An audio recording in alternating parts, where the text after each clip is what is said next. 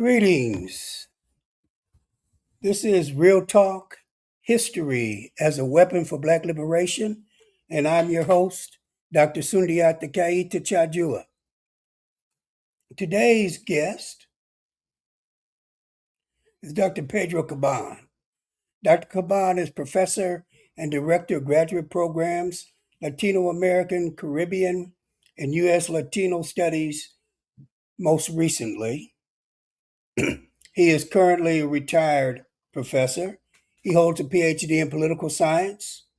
He's taught at Columbia University, Fordham, Rutgers, University of Illinois, Urbana-Champaign, and the State University of New York at Albany.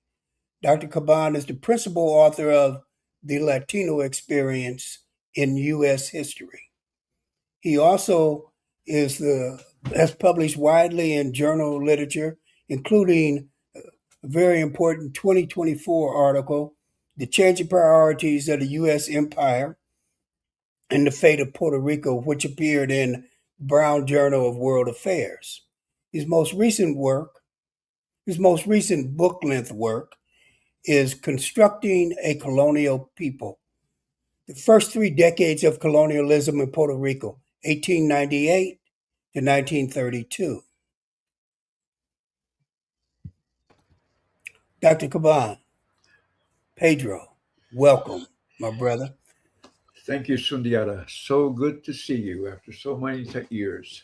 The same, my brother. It is really a pleasure to see you. And I do recall vaguely that you were one of my earliest guests in 2021. Is that correct? That's correct. It's 3 Yeah. years. Personally, you and I have not seen each other since when? Oh my God. I'm going to say 2008, 2007. 2007. That's right. Damn. Well, we had good times in Illinois. Oh, surely we did. Sure. The Three Amigos. Well, you're one of the very few people that make me feel welcome at that place. So I appreciate that. And thank you for it. And I would say the same, man. I still those dinners you used to put together. Oh man, yeah, you're a fantastic cook.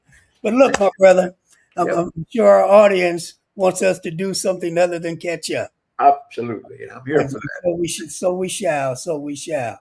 So on you've been on before, so you know that we try and be very laid back, informal. And I'm a devotee of Bill Cross's negrescence theory. Okay. And what Cross was trying to get at while it was developed on Black identity, and it's very similar to what Fanon does in chapter 4 of The Wretched of the Earth. Mhm. What Cross was trying to get at was the ways in which people develop political consciousness. And in the particular case, it was to transition from what we would call a Negro state of consciousness to a Black state of consciousness. But as I'm sure you're aware, the Cross model became the framework for the model that's used on indigenous people, Latina folk, Asian Americans. So I'm sure you have some familiarity. But what he's really trying to get at is, how do you understand your transformation into a politically conscious scholar activist? And so in this particular case, what I'd like you to do is talk about where you were born, where you came of age, the time period in which that occurred, and the class background of your family. Sure, I'd be happy to. So let's talk about my parents and grandparents. My granddad was a paternal side was a sugarcane worker. Um, he lived on basically borrowed land, and my paternal grandmother was an indigenous Puerto Rican, and on my mother's side, my granddad was an agricultural laborer, and the mother My grandmother stayed at home primarily. So my parents came here in 19. My father came here in 1950. I was born in 1947. He came up here first, like many immigrants, tried to establish a presence, get a job, some And stability. when you say here, where in the U.S.? Oh yeah. First of all, I moved to Bronx. Sorry about that. Okay. I mean, I'm so New York centric, right? Yeah, now usually All Bronx Puerto people are Ricans, very proud. all Puerto Ricans went to either New York or Chicago, but Yeah. Bronx, and then we moved to Brooklyn. So once he got a job in the factory, he brought me and my mom up, and he escaped the agricultural field cutting sugarcane by joining the army when he was 16, and my mother was always basically a caretaker, a very smart woman who learned to read and write basically on her own. So I grew up in a working class neighborhood, primarily very integrated. There were African Americans, Italians, and Puerto Ricans in Dean Street in Brooklyn, and public school, highly integrated, uh, mostly working class kids. The big break came when I went to Brooklyn Technical High School, completely different mindset. But my own political But consciousness. roll back. Yeah. Completely different mindset. What do you mean? Well, my understanding was these schools, these public schools from PS9 on, were schools that track students, primarily Black, Latino Mm, students, right? Our expectations of parents, graduate high school, get a job in a factory or something, right? So there was no thinking about the future. It was basically, going through the motions, getting your credentials, and then getting out in the job market. Eighth grade was that way, but there was a person there who saw some potential, and she helped me get into the Brooklyn Technical High School. And there, every single African American belonged to basketball team or football team, and every single Latino belonged to the baseball team, right? And basically, that was the extent of the Black and Puerto Rican culture in Brooklyn Tech, and it was primarily Jewish, Italian, and Asian, right? mhm. So, but nonetheless, I can't say that my experience there was bad, but because it wasn't, I played football and was integrated. All sorts of kids were there, so that was a very different kind of experience than the overall environment of the university.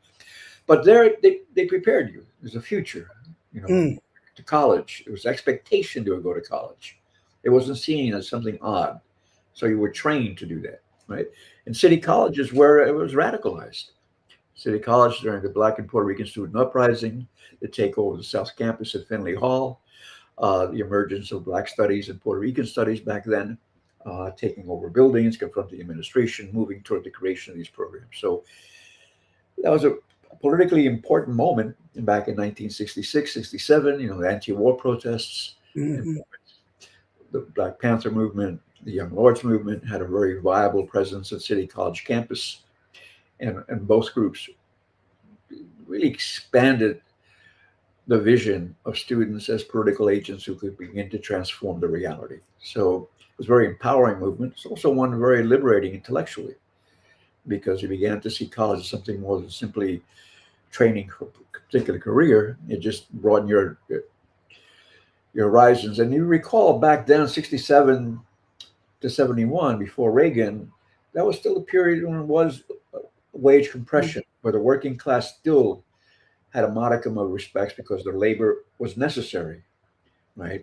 Before Reagan came down hard and trying to, break the unions and develop a much more racially constructed class structure than before, right? So it was a moment in which many of us weren't thinking so much about a future for ourselves in terms of a job or anything, but thinking about transformation of society. We had that luxury, right?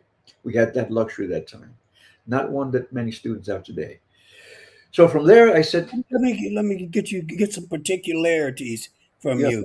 So now there were a range of social movement organizations. Were you a member of a particular organization beyond the student movement? at that time,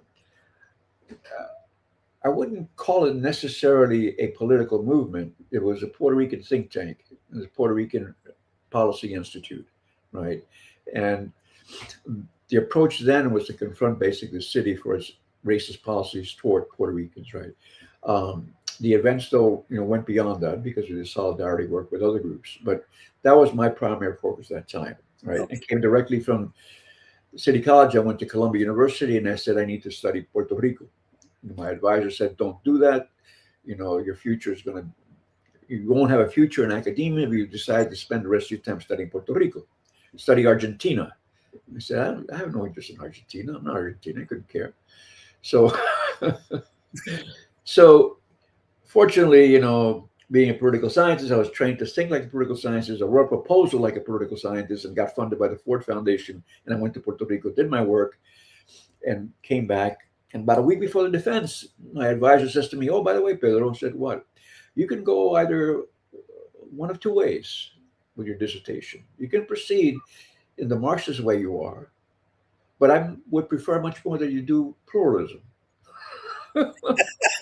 For for So, wait. I got to get you to explain some things for the audience.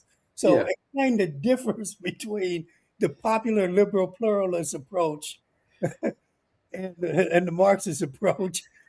yeah, okay. The approach that developed Puerto Rico is basically a study of class struggle against U.S. capitalist colonialism in Puerto Rico, right?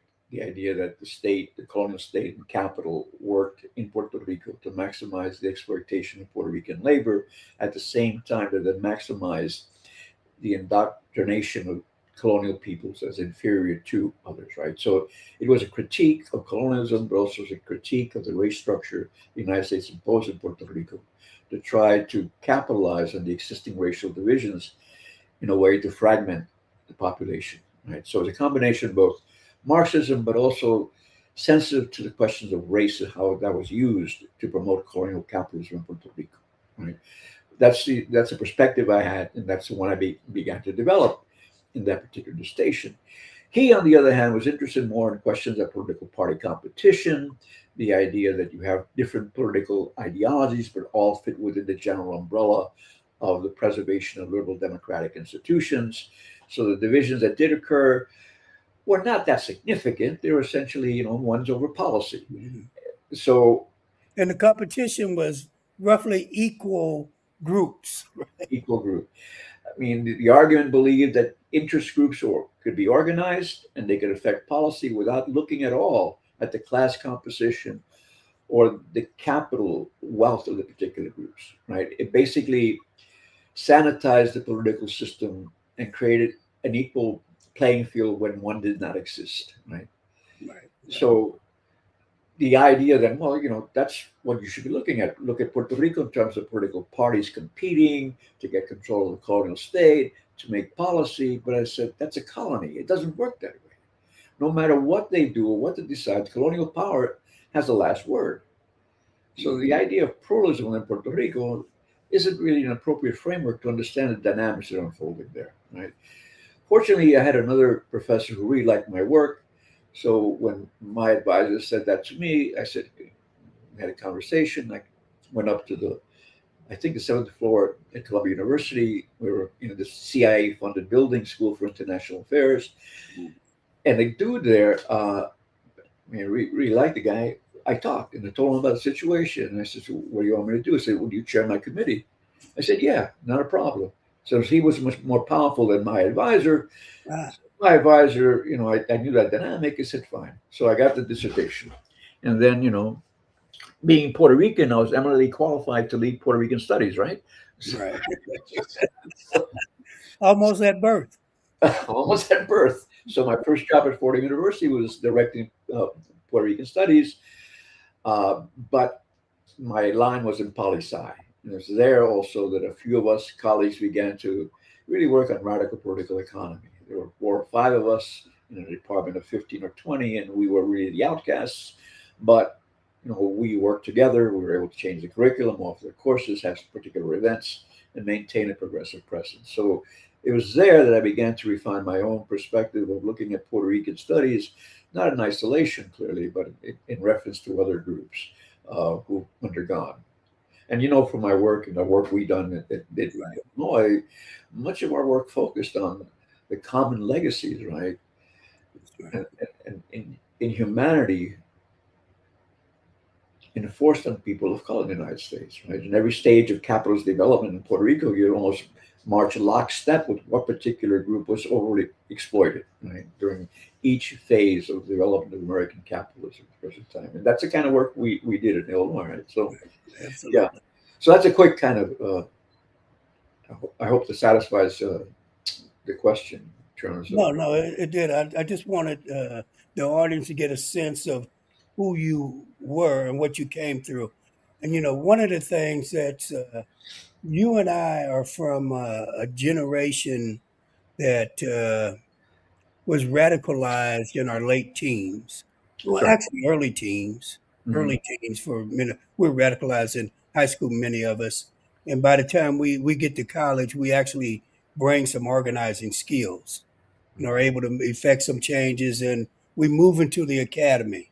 And I want to shift the, well, I'm going to make a pivot to what we called at Illinois the racialized studies programs. Yeah. Yeah. Um, at this moment, right, that we're talking about, that you're talking about and describing, there's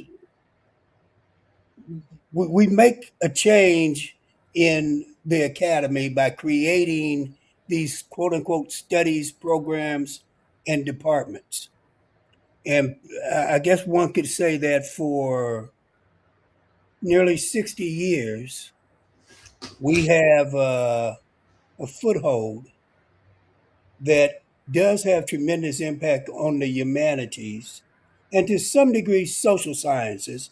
I mean, I think you would agree that I too was in a political science PhD program for a while. That what it was like before our entrance is very different. The rate of where things change, I mean, I think history and sociology probably have more sustained transformations than political science and certainly economics. I don't even know if there was a change in that stuff. But the point is that that moment is gone, Pedro. We are at a moment where, if anything, Trump is Reagan on steroids and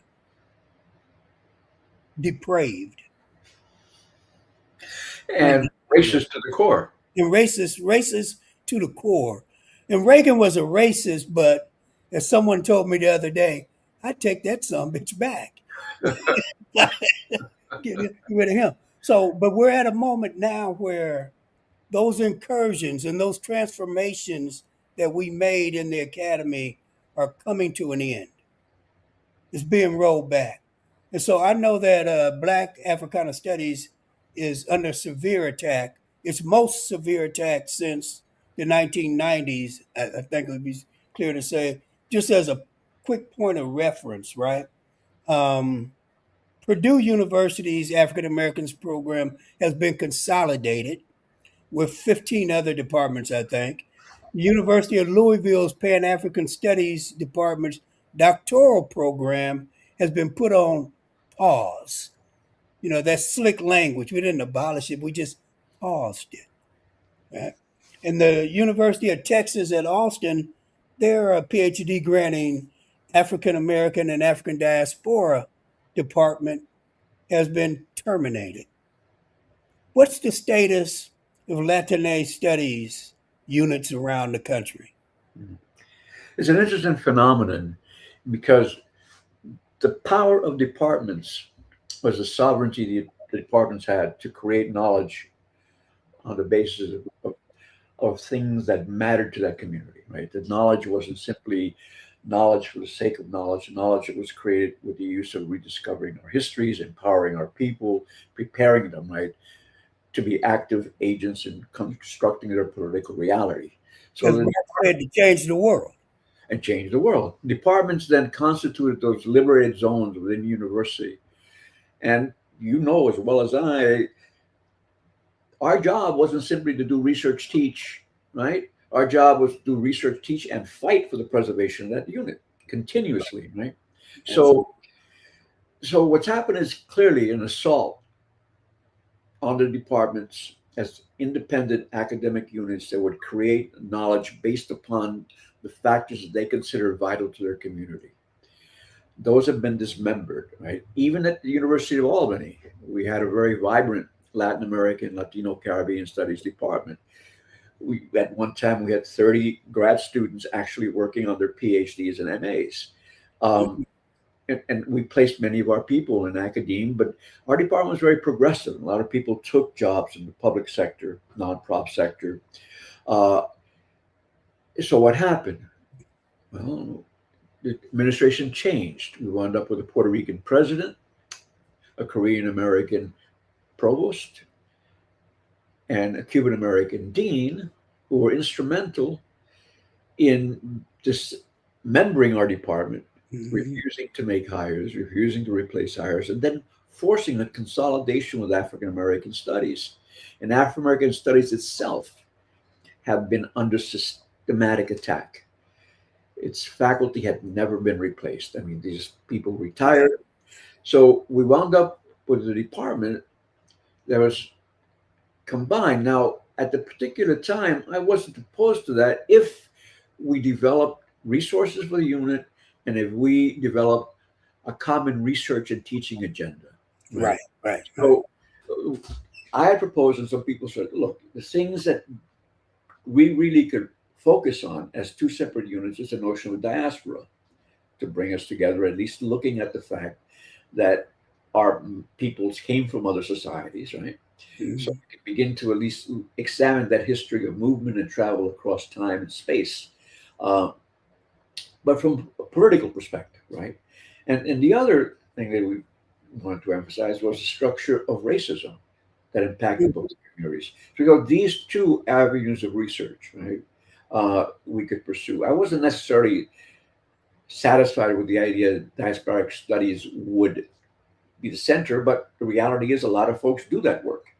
So, Yeah, but they do it. They really do it as a kind of strange approach to culture. oh, I agree. But you know, they literally have beaten the radicalism out of diaspora. Believe me, I understand that. But in terms of moving an agenda forward, right, the idea was to move this forward, get the resources, and then redefine it in terms of because we would be a department, right? The administration doesn't know about diaspora studies, right?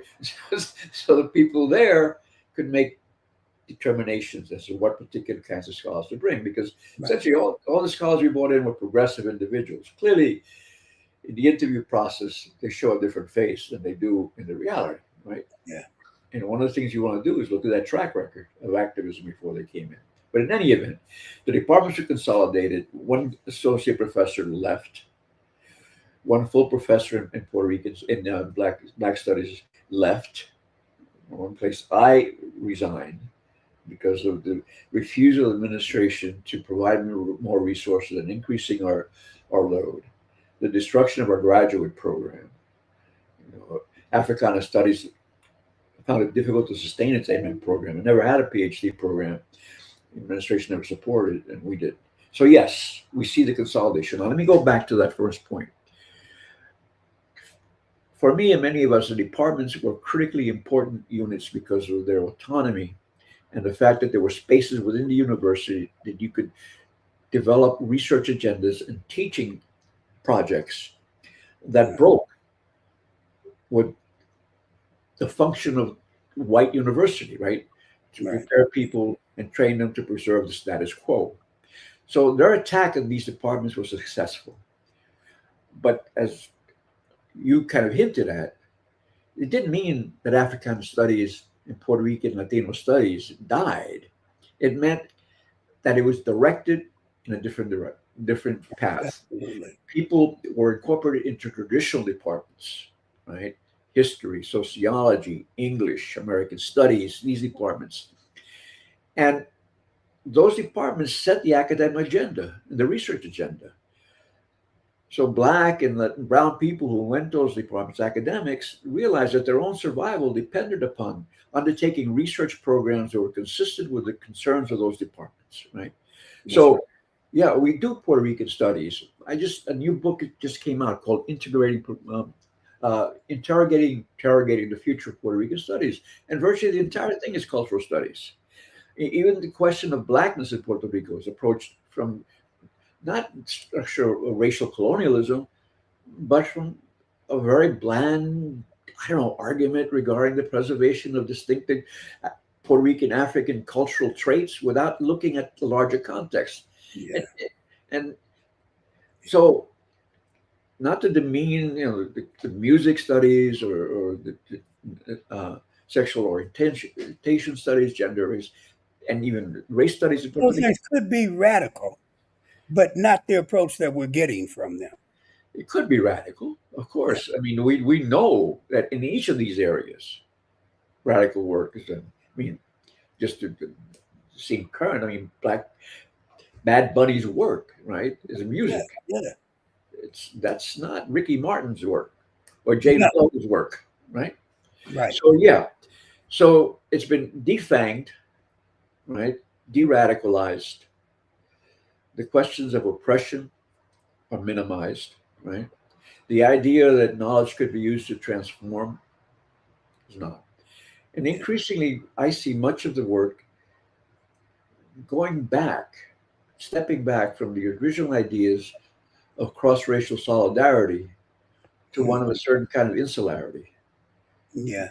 where Yeah. you begin to study the Puerto Rican experience in isolation of others, right? Right. Uh, Right. which is always a weakness. I mean, that's, you know, I mean, Puerto Ricans initially, yeah, I mean, in the 1960s and 70s, I mean, they worked with the Black Panthers. Uh, Right. Ana Levia was in close contact with Malcolm X, and she believed, she worked closely with the black radical groups in the United States, and she believed that Puerto Rico's liberation was contingent on African American liberation. She saw both struggles intimately twined, and she communicated regularly with Malcolm X on this, right? So that spirit then of cross-racial solidarity to confront systematic racism in the institutions that practice that, I think has been just sucked out Yeah. of race and ethnic studies the way we knew it. I mean, you're so right that that shared experience we had at Illinois. I think that it's sucked out in a couple of ways. One, which you described, which is top down in terms of administration, not replacing people, providing resources to pivot in certain ways that move you away from an anti colonial project. But I also think that many people who came after our generations shared this kind of postmodernist, culturalist perspective that was stripped of political economy and stripped of any radical notion, and certainly removed from connection to the community, right? So that you produce work and engage yourself in struggles in the local community, so that the next generation of scholars were not as radical as you and I. They may have thought they were, but their agendas, their projects didn't hit the same way. Does that make sense? Absolutely. I mean, I think you're spot on with that. It's safer, much safer Yeah. to do that kind of project. And the If rewards were much.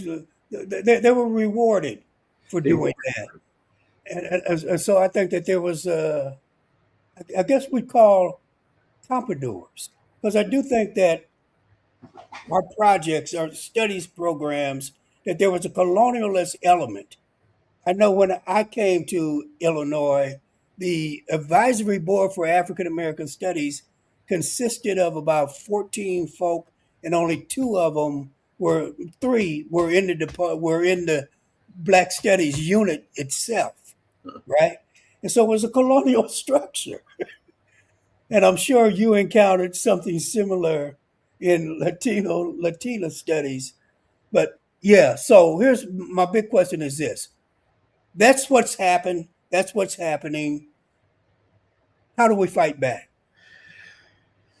We Well, can't abandon these structures. How do we no, fight back? no. So, I mean, the universe is still ultimately the site of political contestation, right? I mean, that's, but a couple of observations, right? The university that you and I knew is not the university of today, right? And not simply because it's waging an anti-racist and racist struggle against our kinds of departments, but simply the university has become much more, in my opinion, an instrument of capital, Oh, profitable absolutely. than it Abs- was during our time, right? There's still the image at that time. We kind of degree of self-deception. We believe that the university still provided a space, an ample space for critical inquiry, right, at the base. I remember the events that you organized when we had, you, me, and another other progressive folks having panels in Illinois and with large audiences, Yeah, right? Yeah. yeah, yeah. I mean, those spaces are gone, right? Those spaces are gone. Now, the Those question, are gone. Yeah, when we would bring, I mean, we were bringing 1,000 people to that's right. programs. We were, Yeah, we yeah, were. those days are gone. They're gone.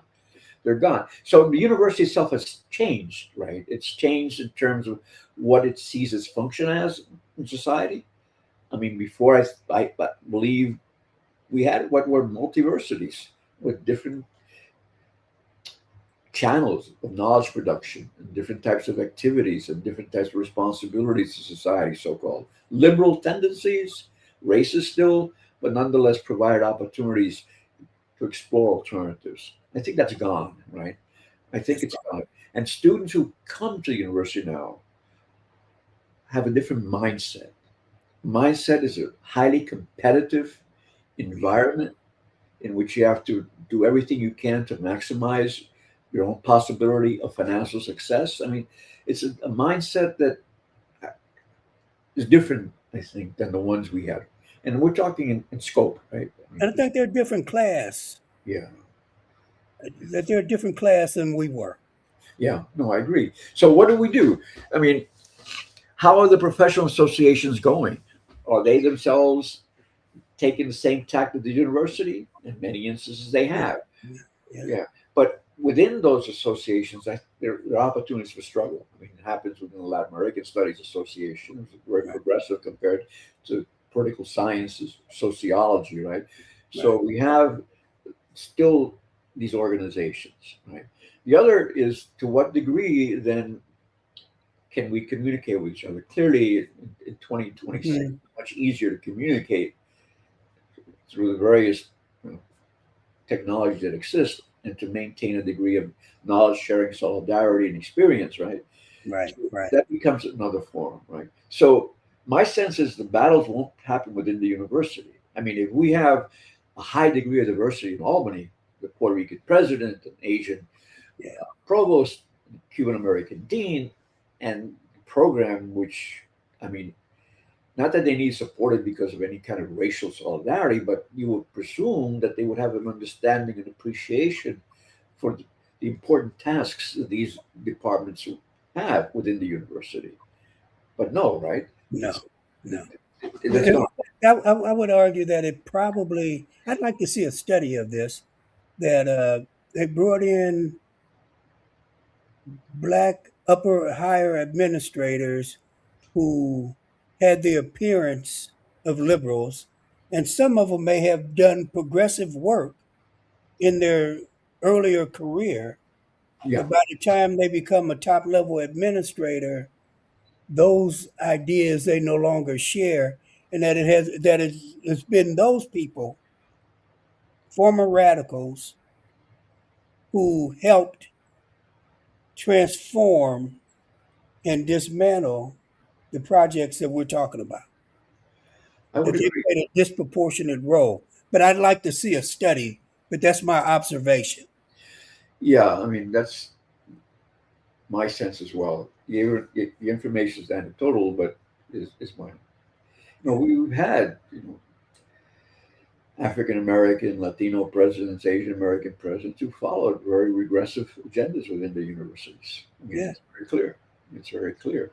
And that kind of also changes the focus, right? Because during their early phases, maybe it's naive among academics, but there was a presumption of certain kind of solidarity along racial lines because overall our experiences as working people are relatively similar, Yeah, right?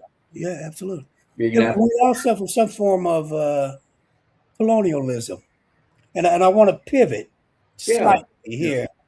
Um, Much of your work has been a study of colonialism and anti-colonial movements centered around the Puerto Rican experience, as well it should be.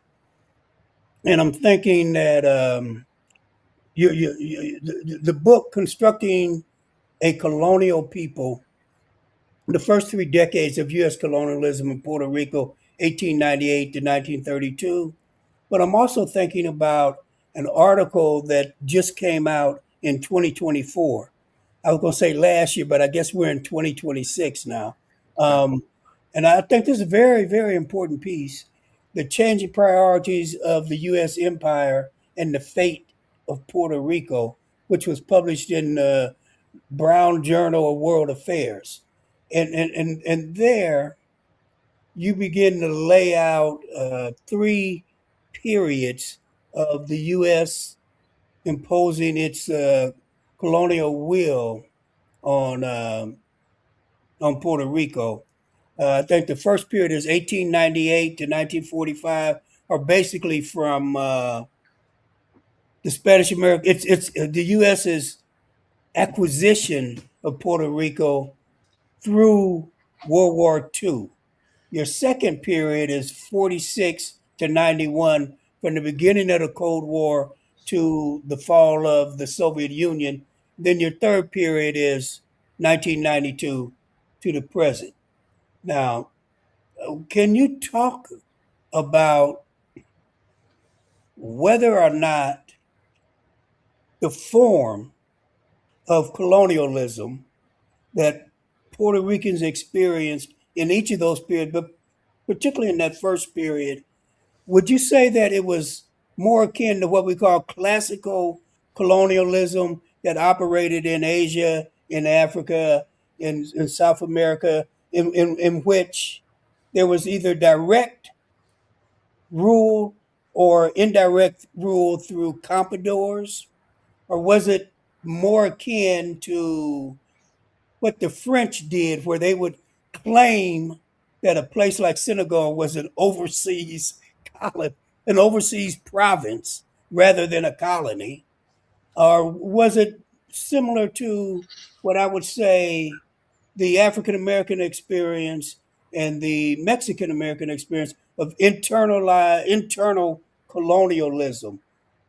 What's the form of colonialism operating in Puerto Rico? right. So the form, as you point out, changes over different periods, right? And the fundamental point is a colony serves the empire. If the colony does not serve the empire, the question is why keep the colony, right? So going back to the other question regarding the forms, right? Elihu Root, who was the Secretary of the Department of War, back then it was war, not Yeah, defense, that's right. uh, studied everything the British did. He wanted to impose a British type system in Puerto Rico. But the United States did not want to portray itself as a typical European colonial power. Right. So it created a government in Puerto Rico that violated every constitutional principle of the United States because it had an appointed governor, had an executive council that functioned as a Senate, but the majority of the members of that executive council were appointed by the United States and they were Americans, North Americans. Appointed by the U.S. Senate or appointed by the U.S. President?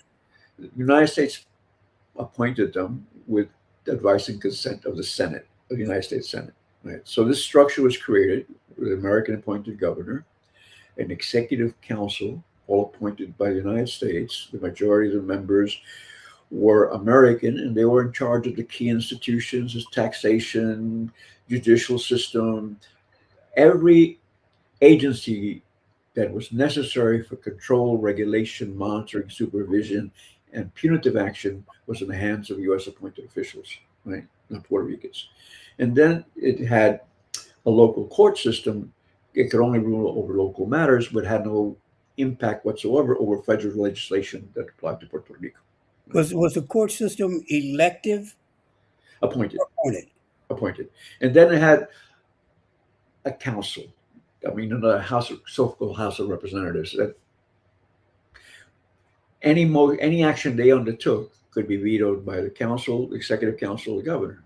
Interesting thing, though. Somehow, the Puerto Ricans were able to sabotage certain federal programs, and the United States got pissed off and made sure that funds were cut off, particular people were reappointed, what limited powers they had were stripped. This system existed until 1917, right? So this system that the United States imposed was not like the British system. It was much more regressive, I would think, because of the various levels of supervision and control, right? The British system. It's an indirect rule. Yeah, I mean, direct rule. Yeah, that's one way of putting it, I guess. Real colonial suppression to the maximum hilt. Without, its job was to make sure that there was a large, pliant, vulnerable working class that could work the sugarcane fields, because the United States was engineering a transformation of Puerto Rico from an economy that produced sugar, coffee, and tobacco to one that produced sugar, primarily for the United States market, because the United States depended upon German beet sugar as the principal source of sugar. So part of the War of 1898 was the United States to become self-sufficient in sugar. Santo Domingo, Cuba, Puerto Rico, the Philippines, Hawaii, all of those, right? Remember, the United States was undergoing a rapid industrialization in the 1890s. Massive numbers of Europeans were coming in. You needed cheap, high-energy sources of food: sugar, coffee, cocoa, stimulants. Keep those workers awake, right? No. There's always been a relationship between drugs and colonialism. Here we go. That's it. Those were the early drugs, right? So 1917, it changed. The United States was about to go to war. The Puerto Ricans were up in arms. They were protesting, challenging the government. And the United States said, let's make them citizens, right? So the United States then enacts legislation, basically imposes citizenship on Puerto Rico. What year? 1917. 17, okay. In 1924, did the same thing to the Native Americans. Yeah, that was the relationship I was looking for. Yeah, they did the same thing. So it was a statutory citizenship, which means that Congress enacted a law, but it wasn't equivalent to the 14th Amendment citizenship. In fact, Puerto Ricans couldn't be nationalized. Even if you wanted to be nationalized, you couldn't, because you're already a citizen of the United States by virtue of this law, right? So they had no birthright citizenship, and then, right, could not nationalize. And it was statute. Now, later on, 1940, Congress said Puerto Ricans have birthright citizenship, but that's still a law. The Supreme Court hasn't ruled on it. The Supreme Court could rule against the statute, right? It says in violation of the 14th Amendment. I mean, so technically, Puerto Ricans have birthright citizenship, but only because it was delegated by Congress, which another Congress could rescind if it wants, right? That's the latest debate that's taking place in the Supreme Court about citizenship. So going back to 1917, Puerto Ricans were given more authority, but the governor was still appointed, right? And it had veto power over the governor. The legislature overrode the veto, the president intervened. And that system then stayed basically until 1942, right? Before the United States went to war. Puerto Rico was held in a colonial situation in which basically had no control over domestic matters, right? The federal government did, right? From 1942 to about 1991, Puerto Rico underwent kind of they call it showcase transformations. It seemed to have more autonomy, but it didn't. Its governor was elected, right? But the United States made sure that the only viable political forces in Puerto Rico are the ones that would sustain and support colonialism, right? Now, It's interesting, from 1898 to 1942, Puerto Rico's role in the empire was to make sure that it protected the Caribbean from European intervention, So you right? got military bases. All throughout Puerto Rico, right? Puerto Rico's, at one point, 20% of Puerto Rico's territory was held by the United States military. And the United States testified, the Navy in Congress, that if it needed more land for Puerto Rico, it could take it if it wanted, right? I mean, that's the way Wow. they treated it. So That, Puerto Rico was a strategic asset in the Caribbean right. until 42. It served a particular function in terms of making sure that it continued to supply the United States with sugar, right? And that it would stand as a forward defending base for the Panama Canal, right? In 1942, World War II, the United States realized it has to make certain investments in Puerto Rico, and for a period of time, Puerto Rico underwent significant boom. Millions and millions of US dollars went to build up the military infrastructure, right, in Puerto Rico. Are they And also building up the industry, or is it still mainly extractive? yeah, FDR, Franklin Delano Roosevelt, wanted to promote domestic industries in Puerto Rico. And this happened in 1942, but it happened basically from 42 to 47, 48. It happened as a consequence of the war. I mean, all of Latin America as well, when it lost its European markets, when it lost foreign investments, turned inward. And they created industries which substituted for formerly imported industries. And that's what they call it, import substitution industries. Puerto Rico did the same thing because all of this money was coming in from the military. But also, the United States wasn't importing Irish whiskey, so it imported Puerto Rican rum. And Puerto Rican rum pays an import duty, and that import duty is returned to Puerto Rico. So Puerto Rico was awash with rum money, in addition to the military money. So Puerto Rico underwent this period of expansion. Because of the war, it was able to develop a number of industries, concrete and shoes and bagasse and rum, all those things, right, was able to develop because the United States was more preoccupied with the war. But even though the United States was calling, or congressmen calling Puerto Ricans communists and socialists or what have you, clearly one of the lead people in Puerto Rico was a guy that worked for FDR's brain trust, did a New Deal, the guy called Tugwell. He was more progressive than the Puerto Ricans in pushing for increased autonomy, right? So from 42 to 91, Puerto Rico continued in a situation of, basically being a colony, but now no longer being strategically significant for protection of the Caribbean. It took on a different role. It was a counterweight to Cuba, right?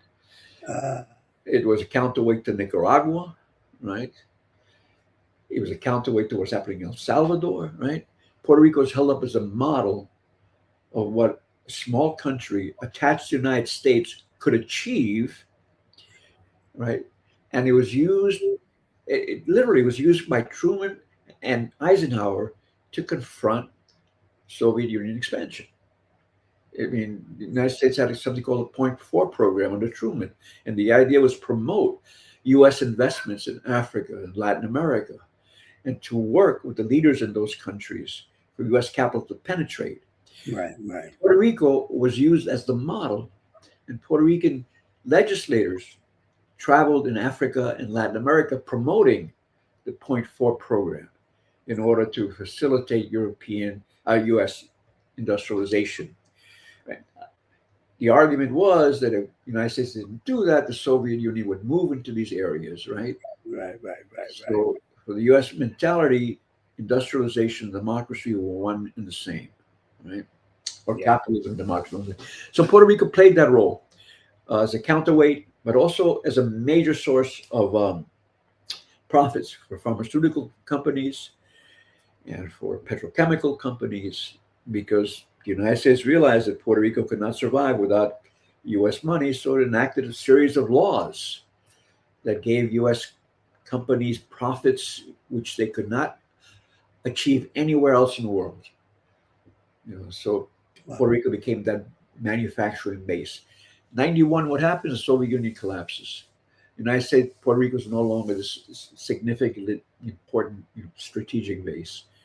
United States, decides to eliminate the Section 936, which gave U.S. corporations huge profits. So corporations that leave Puerto Rico, manufacturing declines, unemployment increases. Bush terminates basically most of the military contracts and bases in Puerto Rico, massive unemployment and disinvestment. So Puerto Rico now is left in almost a bankrupt state after 91, 92, with the collapse of the Soviet Union, and it begins this slow process of going into massive amounts of debt. Right, Mm. the United States wasn't particularly interested in investing in it, but then it was in 2016 with the Obama administration, Puerto Rico's debt was so huge, over $73 billion, more than any other municipality in the United States ever, and corporations working with Congress and the Obama administration came up with something called PROMESA. Basically, it was a municipal board appointed by the United States, the Senate, and the House, and the President. And this board over, I mean, basically took over whatever sovereignty Puerto Rico had. The Mm. legislature of Puerto Rico could not pass laws unless they were approved by this appointed municipal board. It had control over the budget.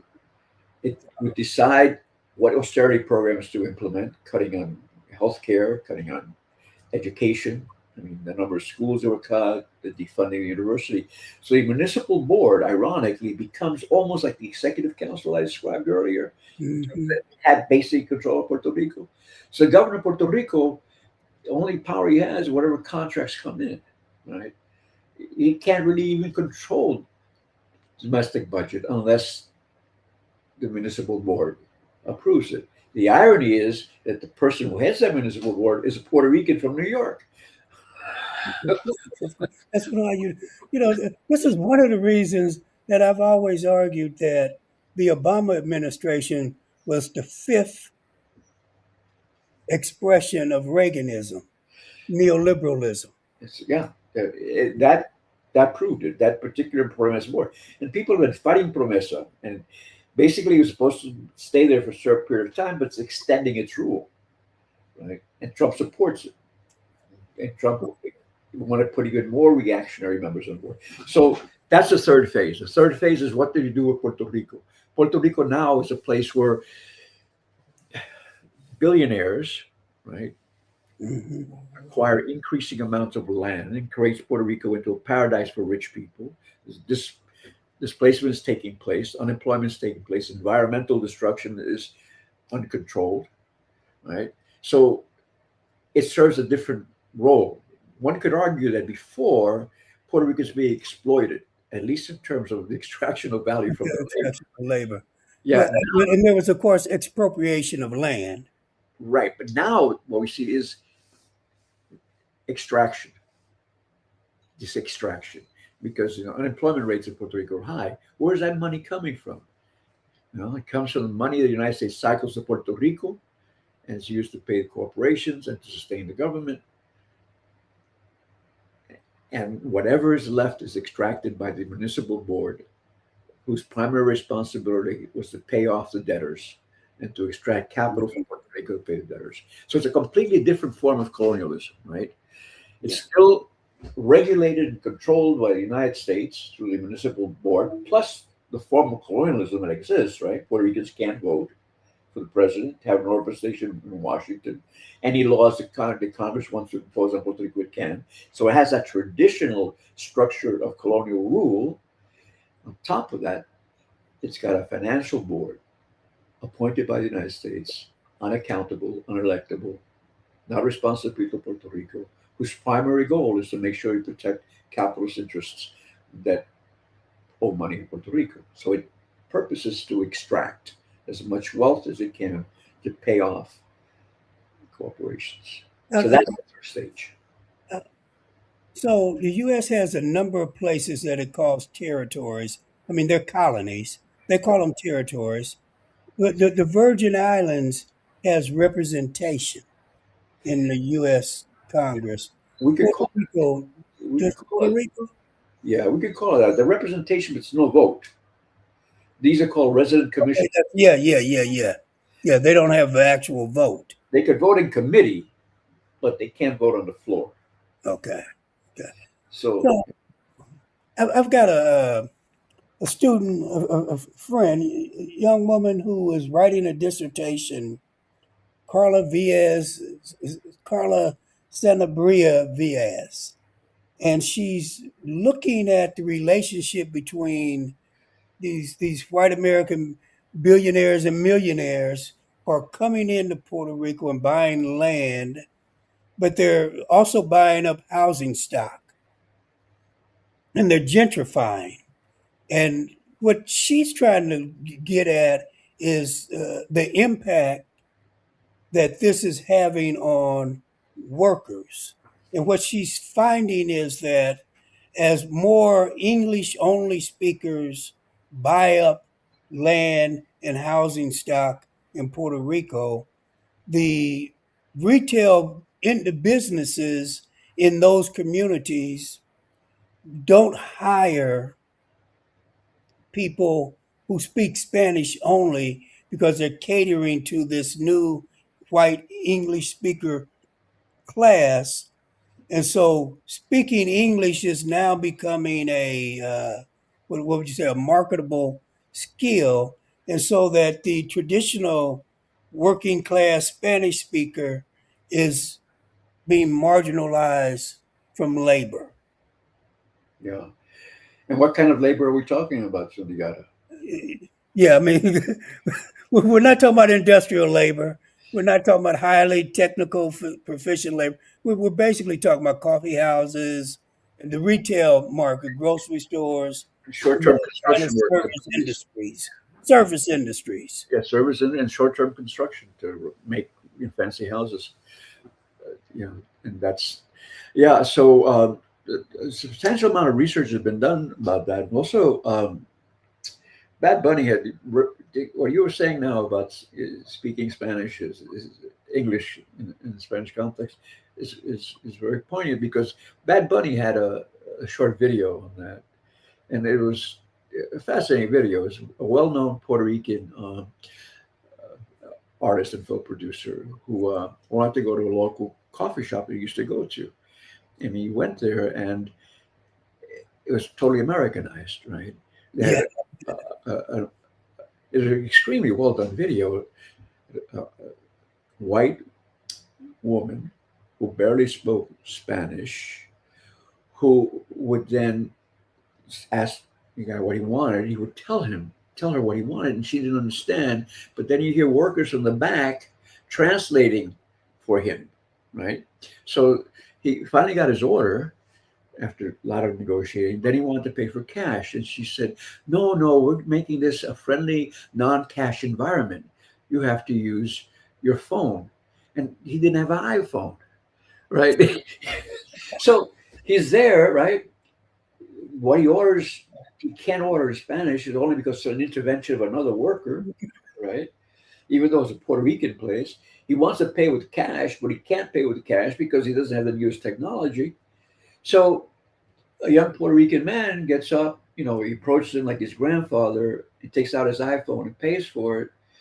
And the guy wants to pay him. He said, "No, no, no, no, no, Abuelo, you don't have to." That scene was really, yeah. it That's captured what people everything. see. Yes. It just it's poignant because you see that transformation. It's innocuous at first. It's not Yeah. Yes. in your face. It's a gradual, slow metamorphosis from what was Puerto Rican into what is like culturally uh, acceptable to North Americans to what ultimately becomes a North American commodity in totality. That's right. And that's something different than the old Puerto Rico, in which the presence of the colonial presence was there, and the Puerto Rican presence was there, and it was direct confrontation, either physical Hmm. or symbolic.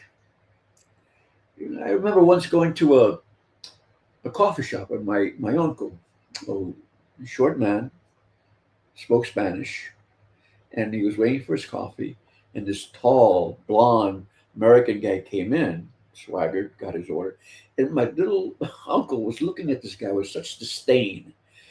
If How old were you? what? How old were you? At that time, I must have been like 10 or 11. Okay. Okay. I'm Yeah. trying to see how you were able, what you were comprehending. Yeah. So, I mean, it was clear that I still remember it, right? That poignant moment in which a small, dark Puerto Rican, right, is in the presence of this tall, muscular white man who gets his privilege. And there's Mm. nothing you could do about it except look at him with total contempt, right? So, but now, the situation is transformed, but it's transformed in a way that's still many of us have not captured. I mean, Bad Bunny is not just, as we say, a musician, right? A reggaeton artist, and the kinds of campaigning he does is creating a Puerto Rican cultural identity that's tinged with a very clear national pride. Hopefully, it Mm. doesn't become so national that it considers itself superior to other people, but that's not his message. But it's also one that's very clear about addressing the issues of colonialism that you mentioned, right? Displacement, right? Right. Yeah. Unemployment, the suppression of Puerto Rican language, the progressive appropriation of its culture, right? I mean, that's one of the reasons that Bad Bunny always sings in Spanish. Yeah. He didn't want to make the transition, right? So that's unfolding in Puerto Rico. But what Puerto Rico has, it always has, you referred to earlier as a comprador class. That's the appropriate term. What Puerto Rico's had since its inception, whether it's American appointed or Puerto Rican elected, a managing class in Puerto Rico who sees its primary function in keeping the population in check to make sure that the profits continue to flow into the US. The current governor of Puerto Rico is a MAGA Republican. She's supported uh, Trump, joined the MAGA movement. She welcomed Hexeth when he came to Puerto Rico, prepared Puerto Rico for an invasion of Venezuela. Right? Total MAGA person, right? In Puerto Rico, she hides her MAGA-ness, right? And she won the last election, barely. And in part is because of the complete collapse of the traditional political parties. Right? And not only that, but in Puerto Rico, the idea that independent Puerto Rico cannot survive on its own. We have internalized that colonial mentality that without the United States sugar daddy, we can't survive. So the independence forces in Puerto Rico put forward programs for economic self-sufficiency, and they're beaten back. The Puerto Rican movement in Puerto Rico is compared to Maduro in Venezuela and to the Castros in Cuba, communists. So I think young people in Puerto Rico are beginning to break that mentality, but that mentality still has significant sway over the older population of Puerto Rico. And unfortunately, what's happened in Puerto Rico is that the population of Puerto Rico is aging because young people have left Puerto Rico. Fled to the U.S. Yeah. So that population is still politically the most vulnerable and susceptible to those kinds of arguments. Right. So studying Puerto Rican colonialism now is a very different kind, I think, of, of approach in the past. Right. Because the idea of Puerto Rican national pride, yeah, but you know, half the people in the country are sold out. Right. Our political leadership works hand in glove with the United States to maintain. The Puerto Rican police force was under a consent agreement with the Justice Department because they violated Puerto Rican civil rights with such impunity that it had to have a consent decree to monitor its performance. Right. So, So, but there, you know what I mean? Where there is oppression, repression, there is resistance. uh-huh. What's the status of the Puerto Rican nationalist movement? It doesn't exist as a national movement. What we have in Puerto Rico are two political forces. I mean, it doesn't exist as a viable political option as in the past, right? I mean, Okay. nationalist mentality is there. There are nationalists, and ironically, the heroes of Puerto Rico are nationalist leaders, you know, who were involved in assassination attempts, were involved Right. in uprising, Yeah. Hayuya. Yeah. Right? 52. Yeah. Yeah. So you know those that's the ironic aspect of it, right? The people that are held almost in the highest regard in Puerto Rico are Puerto Ricans who gave their lives for independence, right? People who were incarcerated for decades, right? Those are the people that still hold significant sway in Puerto Rico. And yet, in terms of the political movements that would embrace the tactics of those, we don't see that, right? And it's kind of interesting. I mean, in her book, my daughter talks about the difference between failure and losing, right? She says failure basically is an internal phenomenon, something you didn't do right. You know, you made mistakes. You know, your own weakness and viability. Losing is when you confront a force that's so overwhelming that no matter how much you try, no matter what you do, right, your future is basically determined, right? So you could lose but still be right, Yeah. right? Yeah. Yeah. So in the case of Puerto Rico, I think that's the Mm. idea that survives, right? That there's a real knowledge that direct confrontation with the state leads it. And there are many instances of Puerto Ricans, recently, who take battle, wage battle in the United States, right, for its liberation. And historically, there have been different forms from outright armed revolution to using the legal channels, to seeking international mobilization, United Nations. Puerto Ricans have been very creative and very adept at coming up with all sorts of ways to confront colonialism. Right now, one of the most subtle yet powerful aspects of the failure of U.S. in Puerto Rico is Puerto Ricans speak Spanish. Yeah. I Yeah. said, You would have thought that they would have done something about that. you Yeah. know, so the thing about Bad Bunny speaking English is only singing Spanish is a reaffirmation, right? Right. Right. Oh, absolutely. Right. So that's the United States tried desperately to make Puerto Ricans bilingual. Just resistance and failure completely. He just gave up. They couldn't handle it, right? So to answer the question, then Puerto Ricans are pursuing, and I think they're much better at it now than in the past, the legal path toward independence. In the last election, Mm. the independence candidate got over 30% of the vote. Unprecedented, historically unprecedented, right? In fact, it beat the old Commonwealth Party that controlled Puerto Rico from 1942 to 1968 uninterruptedly, and since 1968 to now, half the time. That party's lost complete credibility. It's a colonialist party, and you only see is statehood and independence. Now, Mm. and the irony, Sunyata, is you have a statehood party led by MAGA Republicans, right? Republicans in Washington who don't want Puerto Rico to be a state because, got 3 million They brown. understand where that vote going. Yeah. Yeah. Yeah. So you have this, and the Democrats, the liberal Democrats, think the best thing to do for Puerto Rico is give them statehood, right? The question: who in the world would rule Puerto Rico except the same right wing MAGA folks, unless a deal has been made that you have a genuine referendum that the United States is going to respect, and if it's independence, it agrees to provide transition funds, right? Right. It Good agrees to reparations. Yeah. provide, continuous American citizenship. People born after the Declaration of the Republic would not be citizens, but there's so many things the United States could do if it wanted to do to facilitate Puerto Rico's dignified, stable transition to independence, but it But doesn't. we know that no colonial powers don't do that.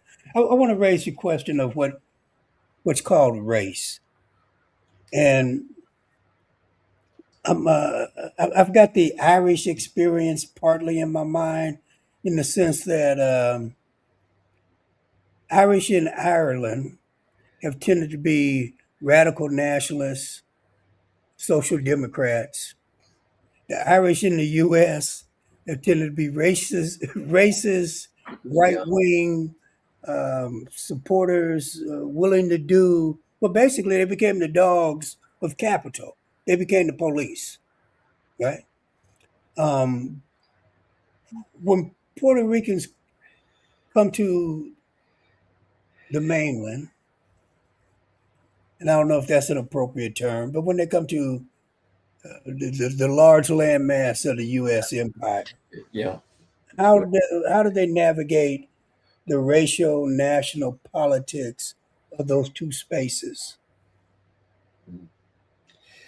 Well, let me reference my personal experience to begin with, not necessarily representative of all, right? So my parents came to the United States with the intention of making money and going back to Puerto Rico, right? Puerto Ricans who left Puerto Rico in the 1947 period to 1955, 60 left not voluntarily. It was a campaign to depopulate the island, right? Elaborate. Well, the United States, it's a complicated situation. Let me see if I could make it simple. The United States was interested in industrializing Puerto Rico for a variety of reasons. Puerto Rico was a good base to provide cheap wage goods, textiles, shoes, etc., right? Hmm. Post-war period. Also important to tell the world that under United States stewardship, Puerto Rico was going to transform a backward agricultural country to a modern industrial force. Okay. Problem was the transition from agriculture to industrialization led to a massive destruction of the labor force in agriculture, displaced, could not find jobs, right? To complicate it even more, most of the workers, or a good percentage of the workers that were hired in the industries were women, because there was a needleworks industry and textile industry that came Ah, from Puerto Rico. okay. So Puerto Rico had a social problem, a lot of unemployed young Puerto Rican men, right, who could not find work. So the United States did two things.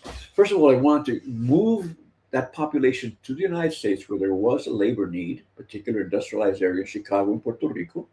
So you see campaigns by the U.S. Labor Department and the Puerto Rican government working toward basically grouping up people, persuading them to move, and then going to the United States. Puerto Rico had a Commonwealth office in the United States responsible for migration. So it was a very well orchestrated campaign. It wasn't like, I'm going to go to New York. It was a lot of social pressure. Okay. And also, the dynamics in Puerto Rico were transformed in such a way that you really find it difficult to survive, right? So we see that deliberate campaign of forced migration. So literally persuasive migration. In order to control the population, also, the initial program was to move as many women of childbearing age from Puerto Rico to the United States. Puerto Rico had industries, domestic service industries, so that Puerto Rican women could be trained to be maids and leave the United States in mass. Right? There was always this supposedly overpopulation problem. It really wasn't overpopulation. There was just too many people relative to the jobs that capitalism failed to create, and they became surplus. Right. My dad was part of that. Right. Left the army, couldn't find any jobs. Found a job working in a factory in the Bronx. My mother followed, as I said. So how do we navigate that? Well, they navigated because they were here only temporarily. They were just going. My mother never learned English because next year she was going to Puerto Rico. Right? She was going to Puerto Rico. My dad he went to Puerto Rico in 87, right? In 87, he returned to Puerto Rico. He died in 2 years later from lung cancer, contracted where he worked at Leviton Manufacturing, right? So how did I navigate that? Well, it was kind of an interesting situation because my parents were sure they were going back. One time we had bundled everything up, going back to Puerto Rico. So we viewed my presence there. I mean, subconsciously, I was part of the society of the United States, right? Hmm. Puerto Rico, we spoke Spanish, common experience. Talk to any Puerto Rican man or woman my age who grew up in New York, they'll tell you the same thing. Spanish in Puerto Rico, we'll go back to Puerto Rico. The identity we had was one of Puerto Rico created for us by our parents. Right? Okay. So we viewed many of us, our presence here as kind of tenuous, to say the least. Right? But it was more or less went to City College when Puerto Ricans there began to realize, wait a minute, we're here. They treat us like shit. We live in suburbs. I mean, in ghettos, and we don't live in the suburbs, right? We're unemployed. We definitely don't live in the suburbs. Welfare, right? I mean, our school sucks. I mean, we live in hard conditions. Part of the Young Lawyer Uprising was an expression of that, communal. I mean, the situation is so fucked up. You had to take up arms, and that's what the Young Lords did. So it was that juncture. You're no longer negotiating your presence. You're affirming something else. Before, negotiating outside of your house, you spoke English. You had, you know, African American friends, Italian friends, Jewish friends, a whole different kind of world. You go back to Puerto Rico, back home, you're going back to Puerto Rico. You're dealing with your parents whose experience is very different. So you have this kind of duality. Again, not me, Mercedes. And I think this is very typical of many immigrants' children, right? Not just Puerto Ricans. It's kind of a thing. So then what kind of identity? Yeah. I remember I had a really good friend who came in, he was really pissed off. He said, Pablo, what are you pissed off? Is, man, all my younger cousins, what about them? They're dressing like African American. They like African American music. I said, what's wrong with that? He said, that's the alternative identity that they're finding, because what are we offering right at that time? Because the identity we offered was one still embedded in the island. Right. And the Young Lords, if you think about it, the identity they began to appropriate was an identity of revolution, really linked very closely to the Black Panther Party. Yeah. But what I was actually trying to get at with the question is that Puerto Rico has an indigenous population, or maybe several indigenous populations, ethnicities, nationalities. There are, here come the Spanish, and there are enslaved Africans. So there are Afro Puerto Ricans. And I was trying to get at, like, I know the Cuban situation. And I was trying to get a sense of how Afro Yeah. Puerto Ricans Afro fit Puerto in the Ricans. whole mix. That's the interesting thing is, if you look at our lineage, it's hard for Puerto Rican to say that They don't have an African ancestry. that have African ancestry, they're Yeah, indigenous ancestry, and Caucasian. I mean, I can't grow a beard. I mean, I wish I could do what you're doing, so I can't, because I are yeah, Taino. indigenous. Yeah, Yeah. So, yeah, so the thing is that Puerto Ricans have tried to hide blackness. They tried to hide blackness. It's Puerto Rico is a racist society. One can't deny it.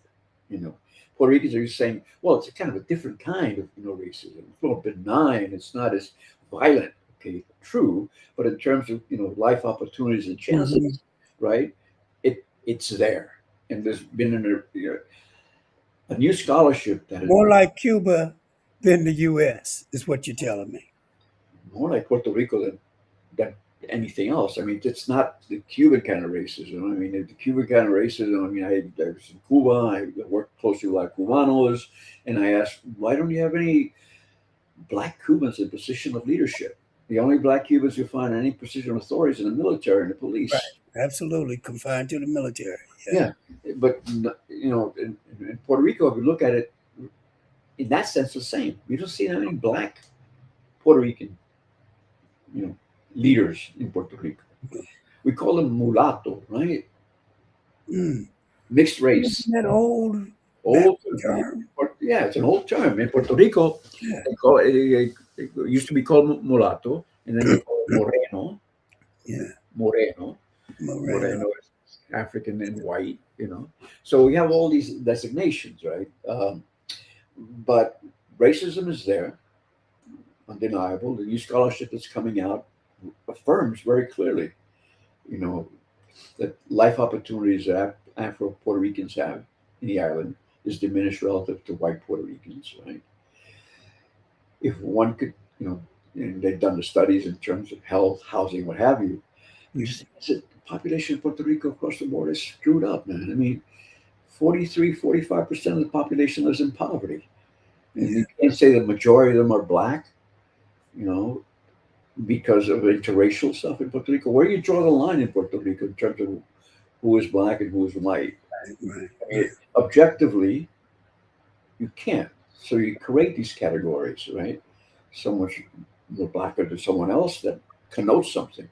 But again, if we go, and this is, I keep on going back to Bad Bunny, but there are lessons there. If you look at many of his videos, the African presence is there, Oh yeah, yeah, very yeah, real, and yeah. that's intentional and that's deliberate, right? And yeah, I mean, I grew up with the idea that whiteness in Puerto Rico gave you privileges Mm. that Black Puerto Ricans didn't have. Right? I don't think the construction of the Black in Puerto Rico was one of a violent male, angry, who wanted to cause harm. It was basically a racism based upon the notion, pobre negrito, poor dark kid, right? The opportunities. Right? There's a notion, right, of superiority linked to race, right?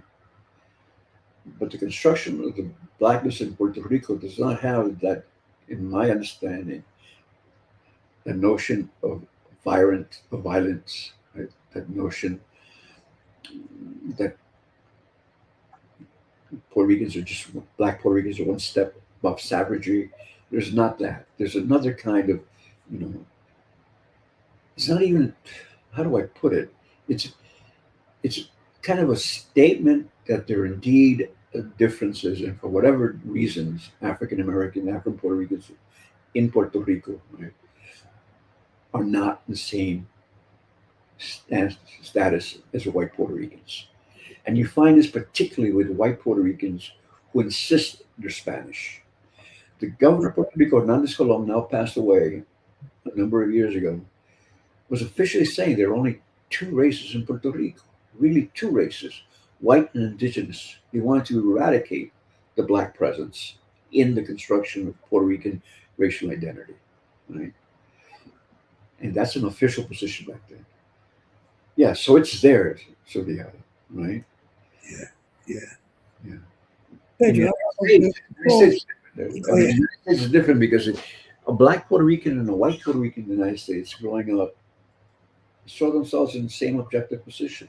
Yeah, Except the black Puerto Rican had more trouble because he didn't speak English. yeah.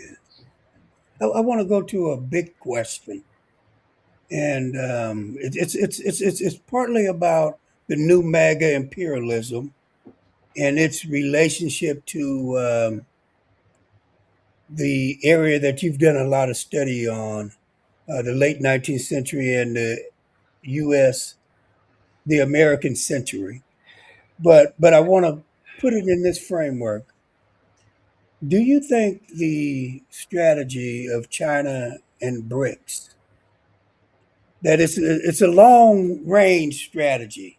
You know, I used to get like 25 Chinese students from Hong Kong. You remember the U of I used to have the Hong Kong exchange?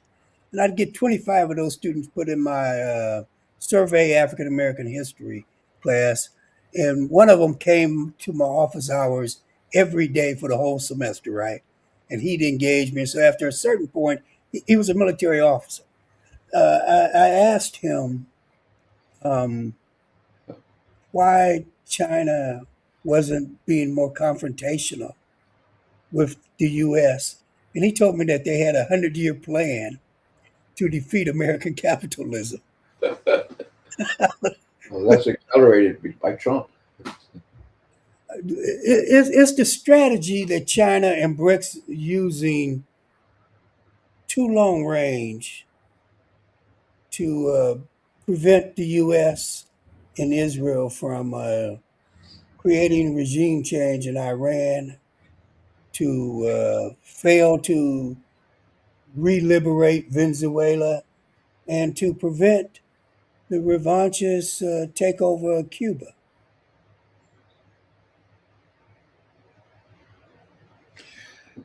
And the question being, The question being, should China and BRICS be doing more to confront this revanchist oh, MAGA imperialism?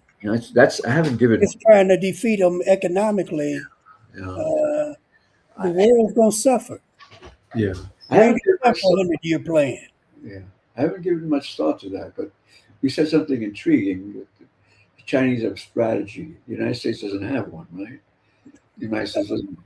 Oh no, Capital, these are mad dogs. capital. This is we're back to primitive accumulation recurs throughout the history of capital. Right.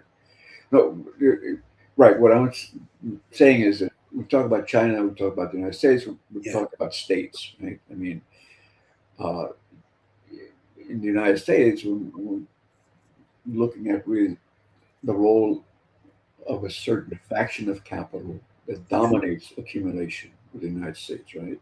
right, These, right. these, these are primary companies that don't produce tangible goods, right? They produce Right. intangible goods. Financialized capital, but the tech bros, the tech oligarchs, I think, are challenging the financialized sector for dominance.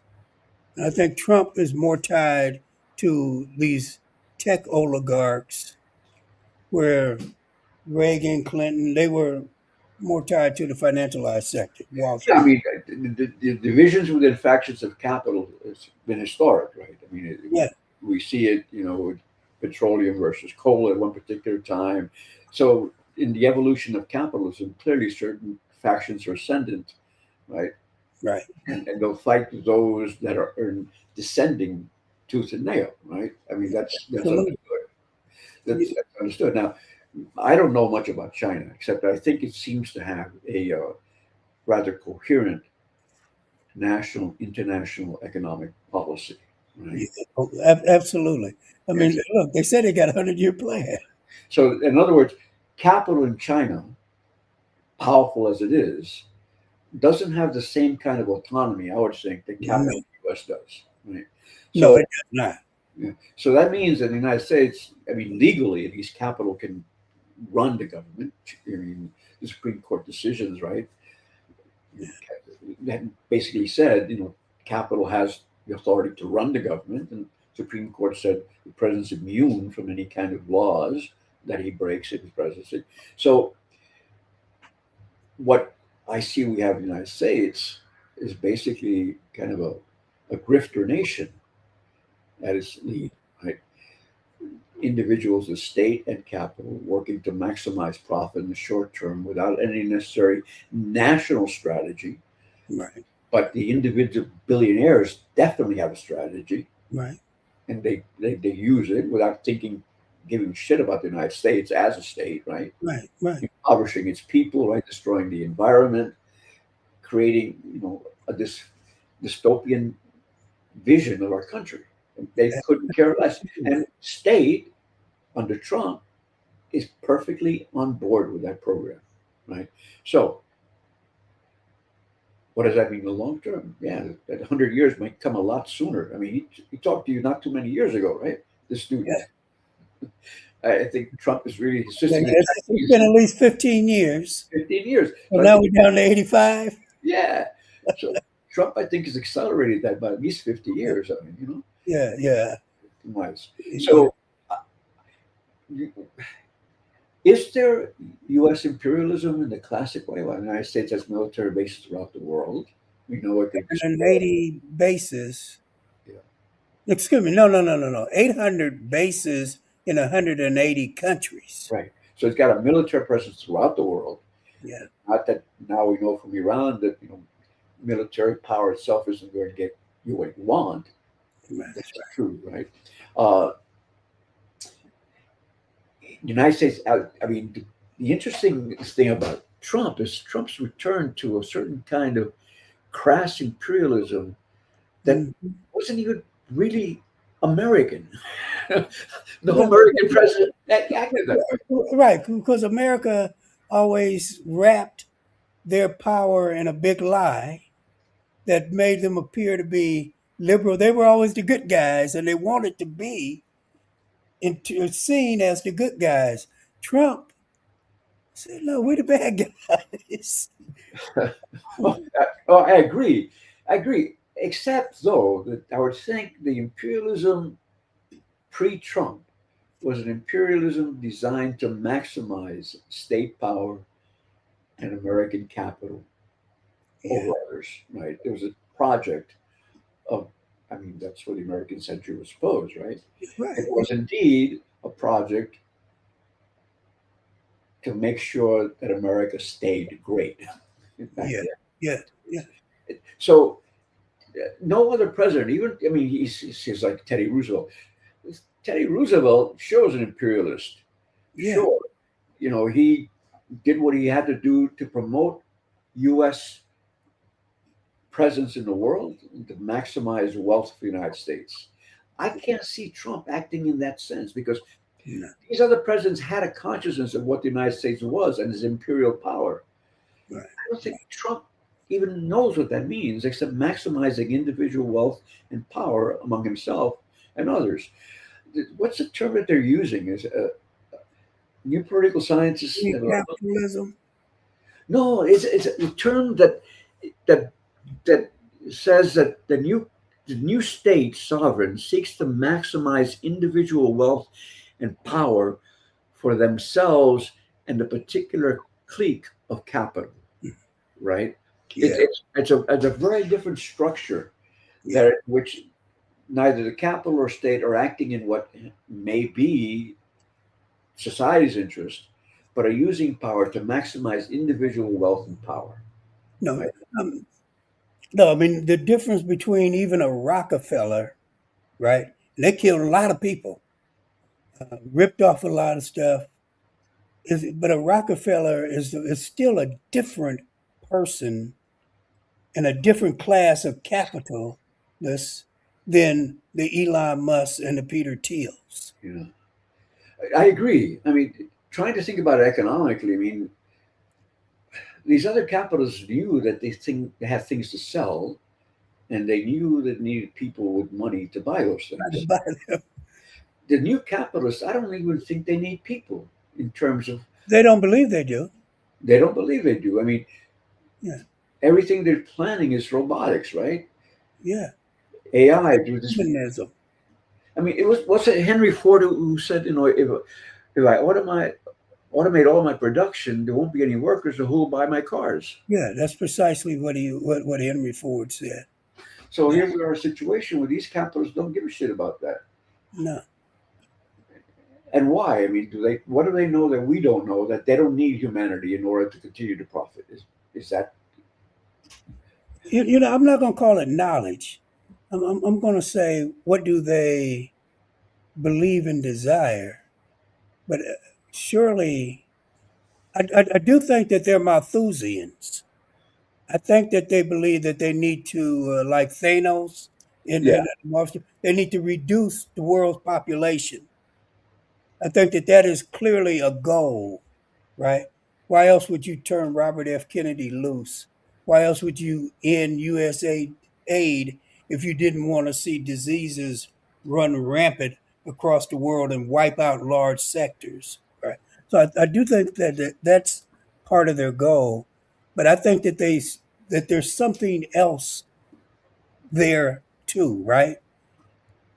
That there's something else driving them beyond acquisition of wealth and thinning out, coaling the population. There's some other sickness that's mixed in.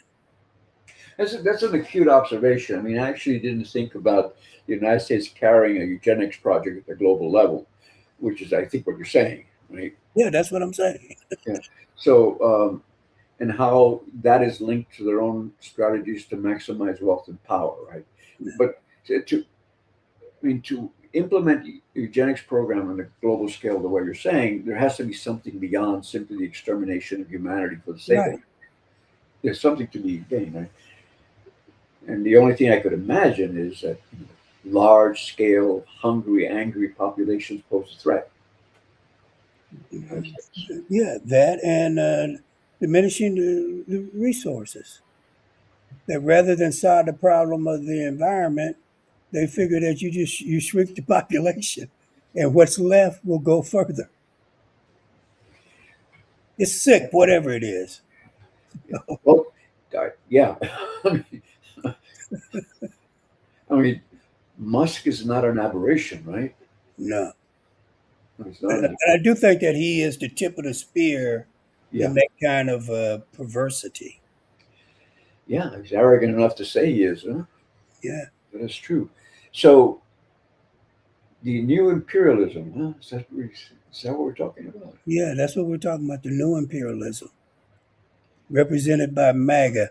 John Foster Bellamy had a piece several months back, maybe last year, in Monthly Review entitled "The New MAGA Imperialism," that I think is very much worth taking a look at. I'll look at it. I'll look at Yeah. it. So Pedro, we've been on a little bit longer than normal, Oh, and predictably, we didn't get to all of the questions, but I think we touched enough of the things.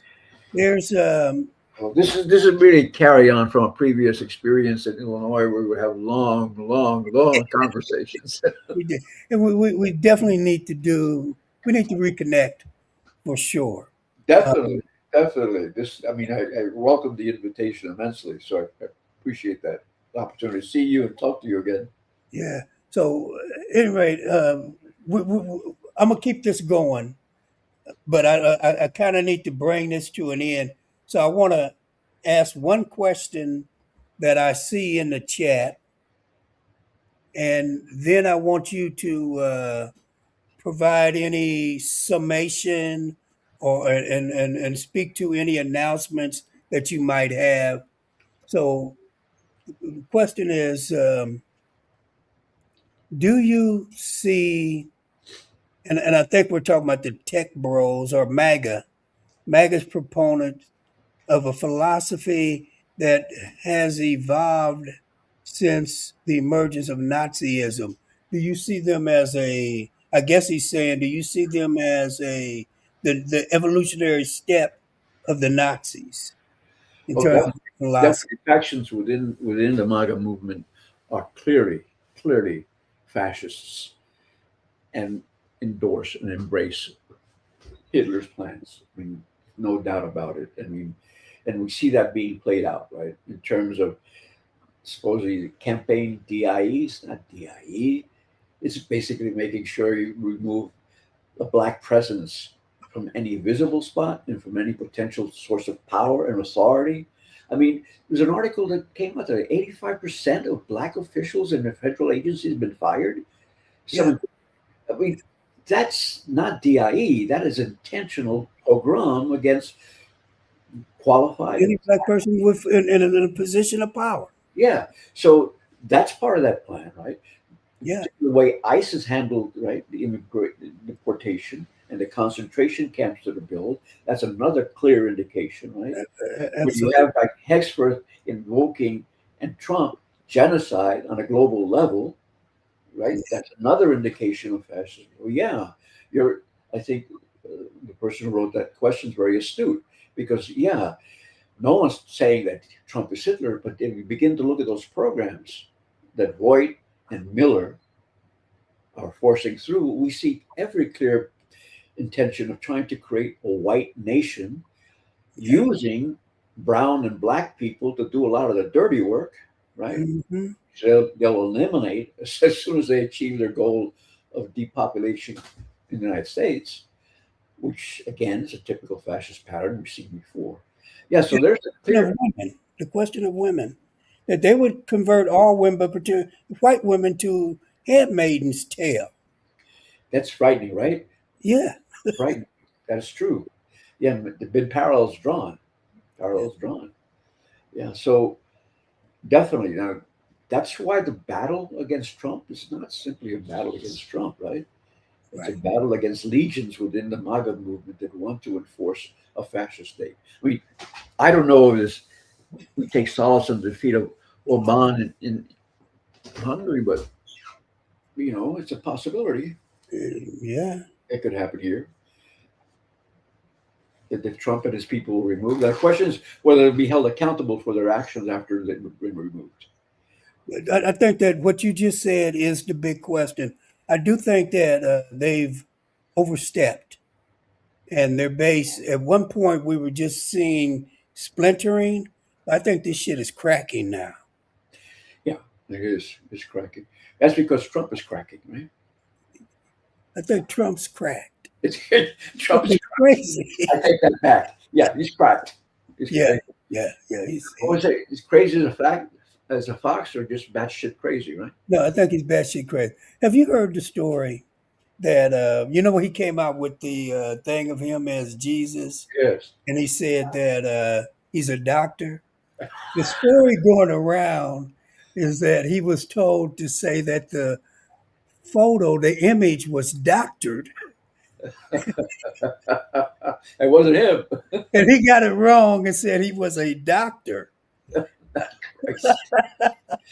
And the person he's tending to has a resembles a Stewart, Rod Stewart, No, John Stewart.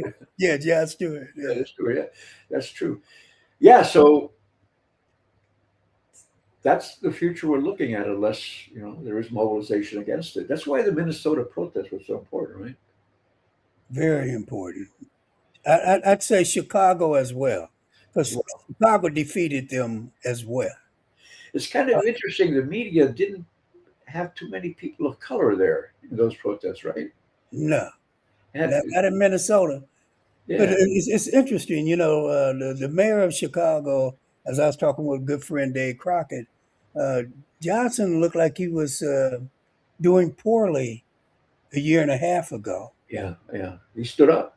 He found Yeah, his politics and his base now, and he looks good. he looks good. Good. Say that way, right? Stay, keep Yeah. the momentum, right?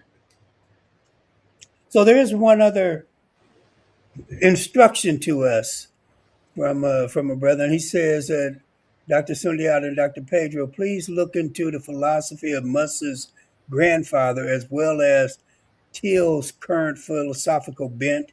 It will illuminate much, possibly see more analytically. And I think they're absolutely that's a dead on question. That Yes, that's looking at that background yeah. of these people, these are third and fourth generation fascists. They are, they are, and Theo in particular, right? Is he part of the Palo Alto group who came out of I'm that not group of sure. liberals? Yeah, I'm no, not sure. that's an astute observation. But they're both Afrikaners. Yeah, they I are. mean, well, I don't know if they're Africa. They're both fascists from the apartheid regime in South Africa. I think that's what Trump wished his origins were. Yeah. I mean, Well, but his father certainly was a Nazi here, and Trump's grandfather was a pimp. yes, it's true. Not enough people know that, huh? And I think the same kind of financial, bullshit that Trump has been doing, that grifting was also part of his game. So yeah, let me ask you a question. Yeah. Why do so many Latinos and African American men vote for Trump second time around? What explains that? Is it Well, simply because he promised them jobs and security? What? well, first we got to do something that people really don't like to do, but I'm going to do it. We got to deconstruct the categories: African American, Black, and Latino. Okay. When you look into that 18% of Black men who voted um, for Trump, you find that 30% of them were immigrants from Africa and the Caribbean. Okay.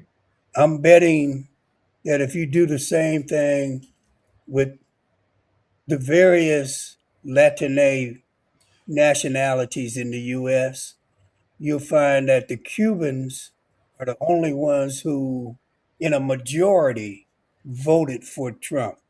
Interesting. I've found that the Venezuelans in the U.S. are pretty goddamn right wing, but the Venezuelans did not, in a majority, vote for Trump. I Hmm. think only something like 38% of Venezuelans voted for Trump. The Hmm. Cubans are the only Latinx group nationality in which a large majority, voted MAGA. Yeah. I think that we got to deconstruct that. Then we've got to look at the class question within those categories. Um, so I think it's more complex. But yeah, these are people who have entrepreneurial dreams. These are people who I would I would argue are somewhat alienated from the core cultures of African Americans and their particular Latinx group. Yeah. Yeah. I mean, What would be your balance, yeah. In balance, I think you're absolutely correct. It that's no denying that we need a much more nuanced and differentiated view of the electorate in these particular groups. The follow up question is that the composition of those groups changed that dramatically yeah from Trump 16 to Trump 24. Right? yeah It may have, right? It may have, but oh, again, absolutely. I think that one, the increase in the size of that alienated sector of those groups grew. But what I think is more interesting is because Trump is such a, I try and stick with legal categories. So I like to talk about crime because I'm not a religious person. I don't want to talk about sin and evil. I mhm, want to talk about crime. Trump is such a criminal that those groups, those sectors of those groups that supported him, he deported. He, well, he deported a lot of Cubans. what I think people forget, Sundiata, is that Trump wasn't running for the presidency in 2024. So Trump basically exploited the population to get elected, but he had no intention of giving it up. Right, right, right. His plan all along, right, Yeah. was to discredit the electoral system and and be appointed president for life. And he hasn't given that up. He hasn't given that up, but he's met some roadblocks. So any promises he made to this should say, alienated constituents of color, he could abrogate once he's in Oh, power because he has no intention of ever going back. right, right. He doesn't need their vote. He said, this is the last time you have to vote. He did. That's Yeah, true. yeah. So yeah, but I just find it interesting. And on the one hand, there is that part of me that says you got what the hell you deserve. But the humane part of me says that ain't right, Chajua. We have to save as many as we can. We But do. Trump has no loyalties to none of this. So ultimately, I think that those people will be forced back toward our side. Yeah, it's a good point. I mean, I wrote a piece. I never followed up on it, but one of the things I was saying is that Trump's own policy is going to lead to the reconstitution of a multiracial uh, labor force. That is right. Mhm. The power of capital historically is based upon the division of the working class into racialized categories. That the real threat to white labor was black labor, right? The real Right, threat to white labor was Latino labor, right? right. But uh,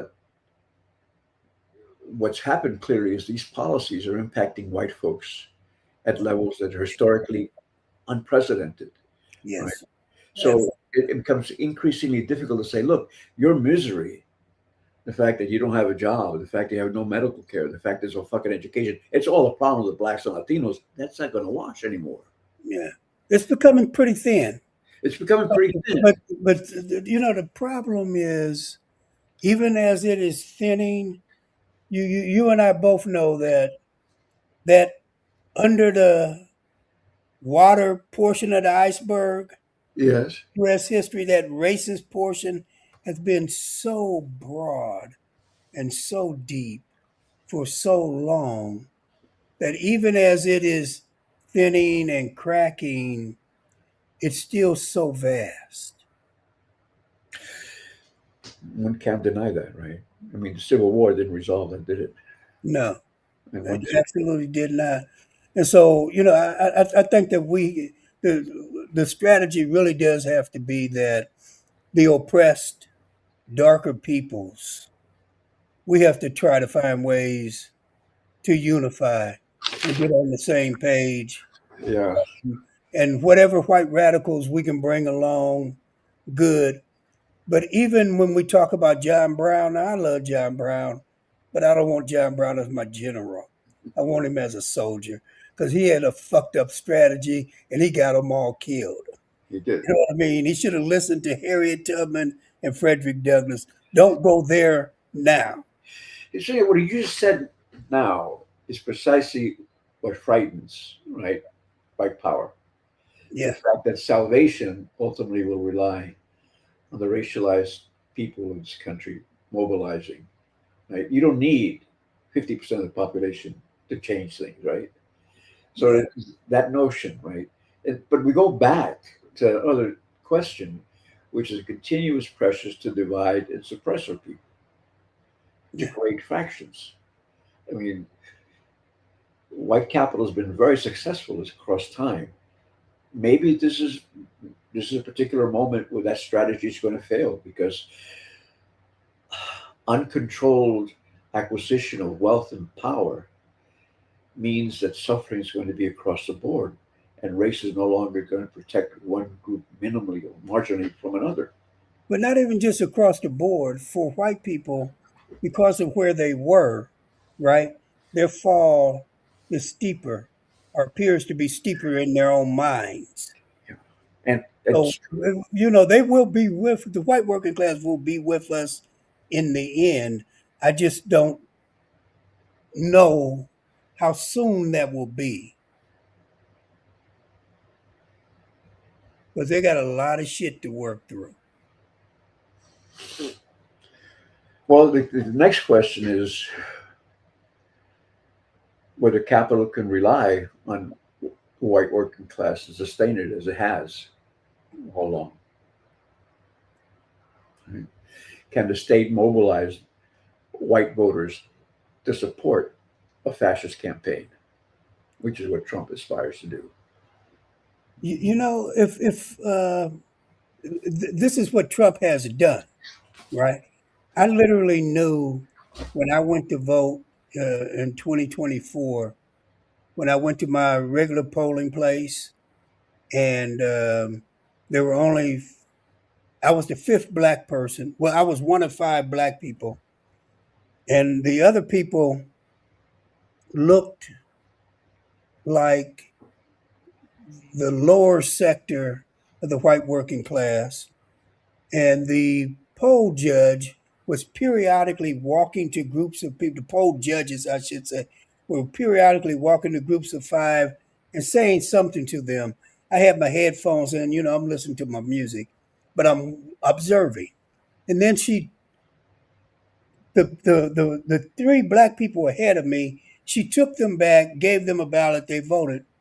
Then she came to the group I was in, and I was still in my music. And then when I took my earbuds out, she was walking away, and someone said to me, "Are you registered?" She's looking for people who are registered. And so I then call her back, and she says, "You registered? Come up." She give my balance. So I say, "So wait a minute. Are you suggesting that these other people, all white folk, lower class white folk, by the way they were dressed, that they're not registered?" She said, "This is a white woman. None of these people, other than you and In other words, other than y'all have ever voted before. He's Okay, no. and I walked out of there and I knew Kamala was in deep, deep trouble.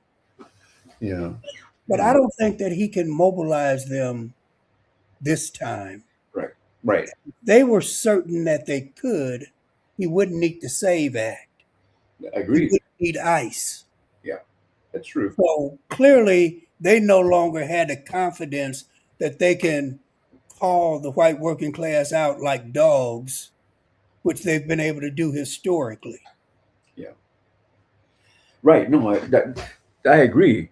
That is precisely what was it that the British cultural historian ain't the guy said black and Union Jack. Oh yeah, yeah, yeah. For whatever reason, I can't think of his name right Yeah, now. yeah, yeah. It was anyone that said that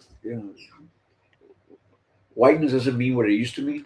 Yeah, yeah, yeah. And I think that that's the point now that the benefits that came with whiteness, this new group of revanchist capitalists, they're not willing to give you the material part of what Du Bois called a material and psychological wage. And the Yeah, psychological wage, in and of itself, is not enough to keep them on board because they used to get better hospitals, better schools, better cultural things, and they got shit that they could have. And if we were there in the public space, we had to be in the Jim Crow, in the crow's nest, in the balcony, or we had to be coming to the back door. They lost all of those things that made them special, right? And with the loss of you, and as a working class, they lived off the exploitation of our people, but also off of the exploitation of the colonies outside the U.S. empire. that's right. Well, much of that has been cut off, and they're now getting, you know, well, I guess you could say pennies, but there's no more pennies, is there? Right. But your point, I think, is really important. That is, it goes back to what you were saying earlier regarding eugenics, right, Yeah. and the elimination of populations. So within the United States, right, you reach a point where you sucked out as much exploitation as you can of historically racialized populations as you're able to, and there's no more that can be sucked out. You got to turn to another constituency if you want to continue to accumulate capital, right? Not only that, but you want an uneducated, unhealthy, feeble population that can't resist and challenge, right? And But I tell you, you, you want two types of populations. You want what you just described, but then you want people who have technical skill but lack knowledge. So you don't want people getting degrees in history, political science, medical. You want them in tech. that's University of Albany. That's its plan. Yeah, yeah, yeah. True. Because People you without a social make a bomb. people without a humanity, or people without a social consciousness, Yeah, you robots. know nothing about society and human beings. So I But think that's where we are. the That's way another question is, it goes back to a fundamental question: does capital need labor the way it's needed labor in the past? Is labor exploitation at the point of production, which was essential for accumulation, is that formula gone out the window? And new forms of accumulation and exploitation have come up that forces to question the idea of extracting value from humanity if it becomes purposeless in this new world. I would say that they envision a world of dead labor, meaning automation and AI. But that raises the question: can you have a society in which people are not engaged in productive activity? And I'm working on philosophically, right? If it was the cooperation around labor, right, that gave us language and socialization and Right. made us human, then if we're not working, if we're not interacting in groups, but everything is mediated through some form of technology, are you destroying what made us human? And whatever is left, they still have to eat, have shelter. And if you replace that with AI and automation, what will those people do? And you can't eliminate all of them.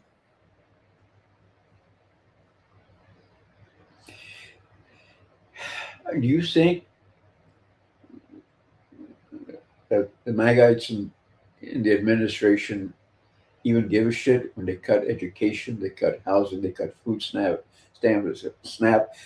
They're just making life unbearable for a large share of humanity. Yeah, Do you I think they think care? that's. I mean, I do think they're Malthusians. Yeah. Yeah, but you still, even if they could beat Thanos and half the world's population, they still got 4 billion people they got to deal with, Well, and people need shelter. And where's that going to come from? These people are not, as you said, Henry Ford. His position was, I'm going to pay my workers $5 an hour because I want them to be able to buy my cars. I'm not going to automate because I need somebody to buy my cars. These people don't have that mentality, but but I think you just answered the question. I mean, before you talked about global eugenics, right? And we're yeah, both talking about mass deportation. We're talking about America as a fortress, right, to protect itself from these vast hordes, right? That are, yeah, you know, intentionally killed off in huge numbers by the United States foreign policy and just everything the United States has done. I mean, statistics are there that hundreds of thousands of people have died that would not have died. The United States simply maintained these very cheap foreign assistance programs. right. Yeah. So if the goal then is to create an impoverished, politically weak, intellectually stunted population within the United States as you build walls around the United States, Hmm. that's nirvana for capital. And also, survival of the fittest, right? Even if you're doing this on a mass scale, there are going to be people out there who are going to overcome all this shit we threw their way and survive. No, I agree with you, but Hunger. outside of the empire, and I think that they're willing to try it inside the empire. The war that Israel is waging, right, and the U.S. has joined in on is genocidal war. It's genocide. Yeah, the United States was willing to, it says wants to do it. Just They're the act. doing it. No, no, no, no. The bombing, the way they're bombing Iran, they're fucking bombing hospitals. They're bombing schools. They're bombing. Oh, you're right. You're right. They're undertaking aspects of that program for genocide. Yeah, Yeah, they could yeah, wrap it up if they yeah. The want. blockade of Cuba, shutting down all those generators, all those people on ventilators, hundreds died. Yeah, These people are engaged in genocide of darker people. yeah, And so that's outside the empire. And that's why one of the questions we didn't get to is the relationship between their domestic and their foreign policy. And I think that as it regards darker people, it ain't much different. yeah. It's same policy, right? Yeah, Same policy. yeah. That's true. I think, though, would you say the United States was engaged in genocide in Vietnam, No. in North Vietnam? No.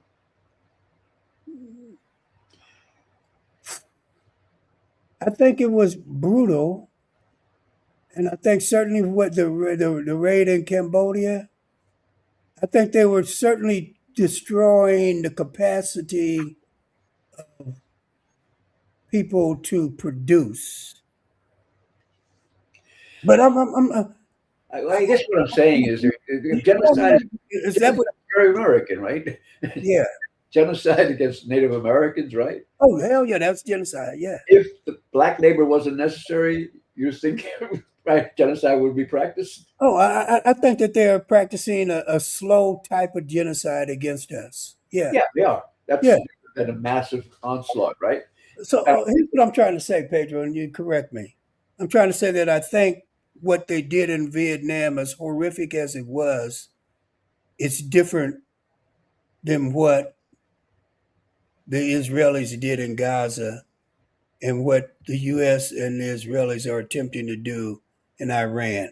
I might simply be underestimating what they did in Vietnam and Cambodia. I mean, I guess the difference would be that one could claim that the United States war in Vietnam were classic reasons, right? I mean, the French were involved in Vietnam, the Japanese were involved in Vietnam, right? The United States became involved in Vietnam, and all of it was designed to control, contain, suppress a Right, population who wanted to break away from the sphere of capital. right. And so then the question is, you have to punish these people if you can't beat them, and you try to bomb into Stone Ages, right? I mean, when they waged the wars they waged in North Vietnam, I would argue on one level it was almost comparable to the extent of the damage that this is. But it was different than going in with the intention of creating mass slaughter. And I think what you're saying is that's the difference. Yeah, I'm trying to. I see something fundamentally different, Yeah, yeah, yeah. but both are horrific. Yes. But one, there's something else in there. Yeah. Yeah, Well, one can claim that the old Vietnam was the classic, the United States confronted communism at the global level. In this particular case, it's what? yeah, yeah, yeah. It's what somebody asked a question and they said, "Well, how many? Iran is such a horrible world actor. How many countries have they invaded?" Right. Right? And who was the only nation in the world to use nuclear weapon on civilian populations? Thank you, You know, thank you. yeah. And Iran complied with the International Atomic Agency. Israel's got nuclear bombs and won't even admit they got them. I think that's one thing Obama did right, working out the deal with Iran. That is true. And then Trump True. said, Obama can't be better than me. He's Well, black. I'm gonna say this: a broken clock is right twice a day, 14 times a week, 60 times. No, I mean, I'm not an Obama fan. Don't Okay. don't put me in that category. I know you're not, but I just want to make the point. But I'm just No, no. Within the democratic. context of neoliberalism, Obama was probably as good as you could get within the context of neoliberalism. Oh yeah, Yeah, definitely. yeah. I mean, didn't he say he was good at what was it? Bombing? Did Brown take a certain amount of pride as well? Oh, yeah, yeah. Yeah, And look, the interesting thing is that I think when Trump ran the first time, um, there was a lot of stuff being made about Obama and his deportation. I think they called him the deporter in chief. that's And right. all of that was very, very true. True. But you would have to be blind and insane to compare Obama's deportations to this brutal, crude, and cruel deportations being waged by Donald J. Trump and the MAGA people and whatever else. No other president since Ike has built new concentration camps in the country. That's true. That's true. I mean, Obama indeed deported at one point many more than Trump, but his policies weren't as drastically inhumane and punitive. No, You know, nowhere near. Nowhere near. yeah. So I mean, there is a certain kind of, I guess, the MAGA people delight in punishing others who are weak and Oh, vulnerable. yes. I mean, this is kind of psychotic, right? I mean, Yeah. there's no need for the world's richest nation to create concentration camps that lead to people's intentional death. I mean, there's no logic for it. unless you want to tell the world, you come into this country, we're going to incarcerate you and kill you in our concentration camps. So don't come. You know, the thing about, we know that Trump is demented, and the tech and all oligarchs, you know, given where they come from culturally, we know that they are racist at a level that you got to go back to the 19th century to really comprehend. These are the people who went to lynchings. These are the people who lynched. That's who the MAGA folk are.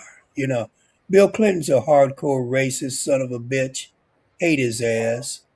But he's not these people, Right. right? The Bushes, Shrub, and Papa Bush, they're not these people, right? They're not Trump now. They're not Musk now. They're not these people. Um, and so, you know, we got to be very, very clear that these are the people. You got to go back to the Theodore Bilbos. You got to go back to the people who overthrew Reconstruction. That's who these folks are. So let's put it this way. I mean, you, I, and so many our, of our colleagues have waged our battles our own ways against the United States imperial presence, right? Um, I think, and also the growing fascist tendencies within this country. So I think, and this is putting it out there kind of as speculation, that the lunacy of this administration is profound incompetence, its incapacity to reason and to rule, but its uncontrolled capacity to punish, right? That and its lack of any kind of coherence and understanding of the world will lead really to a significant destruction of the society that at one point we criticized so fiercely, and that will create the greater opportunity for achieving the things that you said regarding the mobilization of people of color, Yeah, particularly if increasing numbers of whites see themselves as being victims of the system, right? right. So, I mean, that seems kind of Pollyannish, but in the midst of this, what seems to be a collapse of the existing system as we know it, that maybe opportunities will emerge for recapturing the power of the state and hopefully using it in ways that were used previously by presidents. That's I, maybe that's what I you think think. that you're right. No, I think you're absolutely right. The danger for us is this, that there will be a lot of people who will, under the slogan of "We must save our democracy," Yeah. who fail to remember that people like you and I, what we lived under was a revanchist, Herrenvolk democracy, a democracy of the white folk. Mhm. And even that is an overstatement, right? Even Yeah. that is an overstatement. So we don't want to go back. We want to save shit. We want to transform it into something new. Yeah. And to me, that's what we got to keep out front, is that no, we don't want to save this. We don't want to go back to the way it was because it wasn't good for us, right? We want to go to something new. We do. We do. And yet, so Diana, what explains your success given where you came from and your background, right? I mean, in a system that we both see as one that's designed to prevent our types from succeeding. As you started off talking about the moment, right?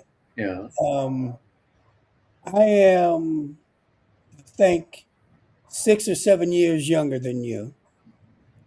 And so your generation and people maybe 4, 5, 6 years ahead of you, y'all created a space and I helped widen that space. I was part of those generations. So I benefited from the civil rights struggles, right?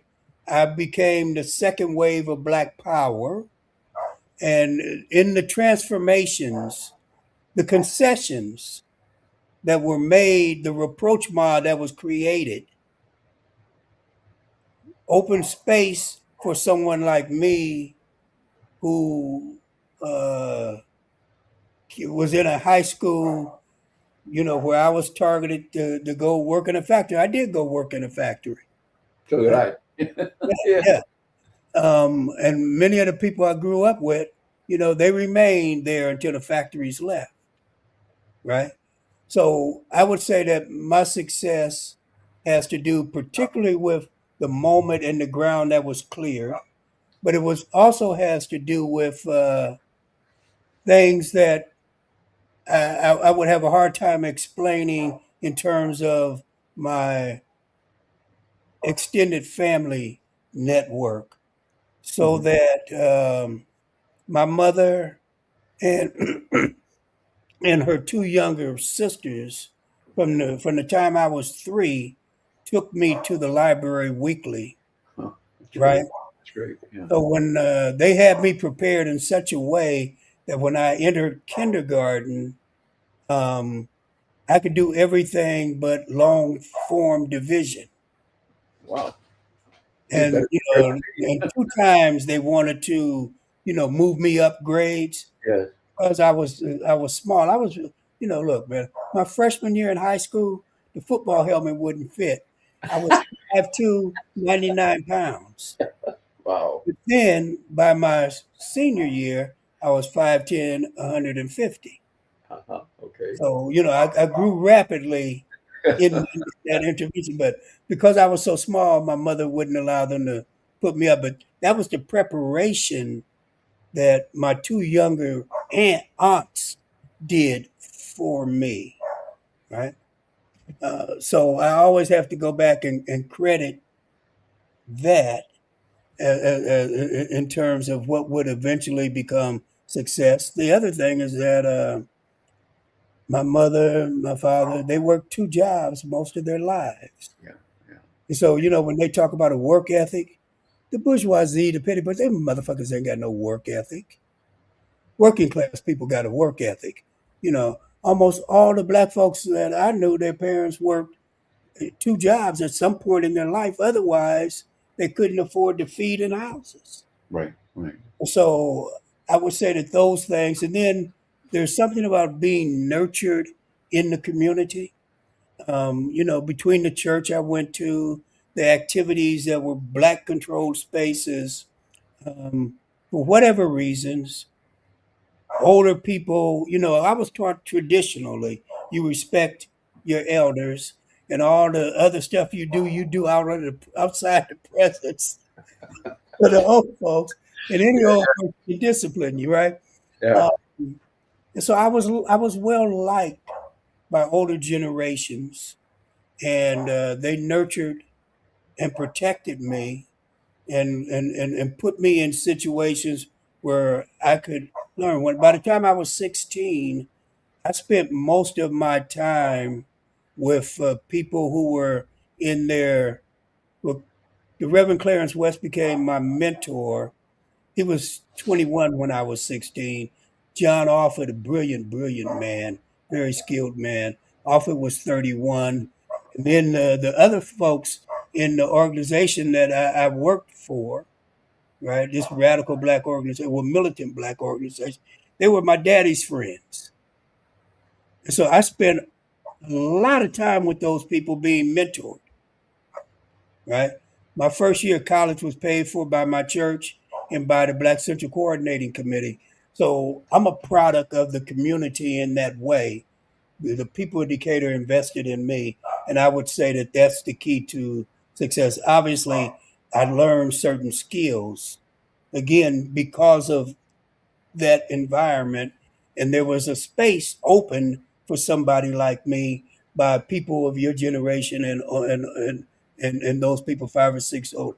So that would be my explanation, Pedro. Well, thank you for that, and you're being extremely generous. You know, in your expression of gratitude to all those that nurtured you. It's fact.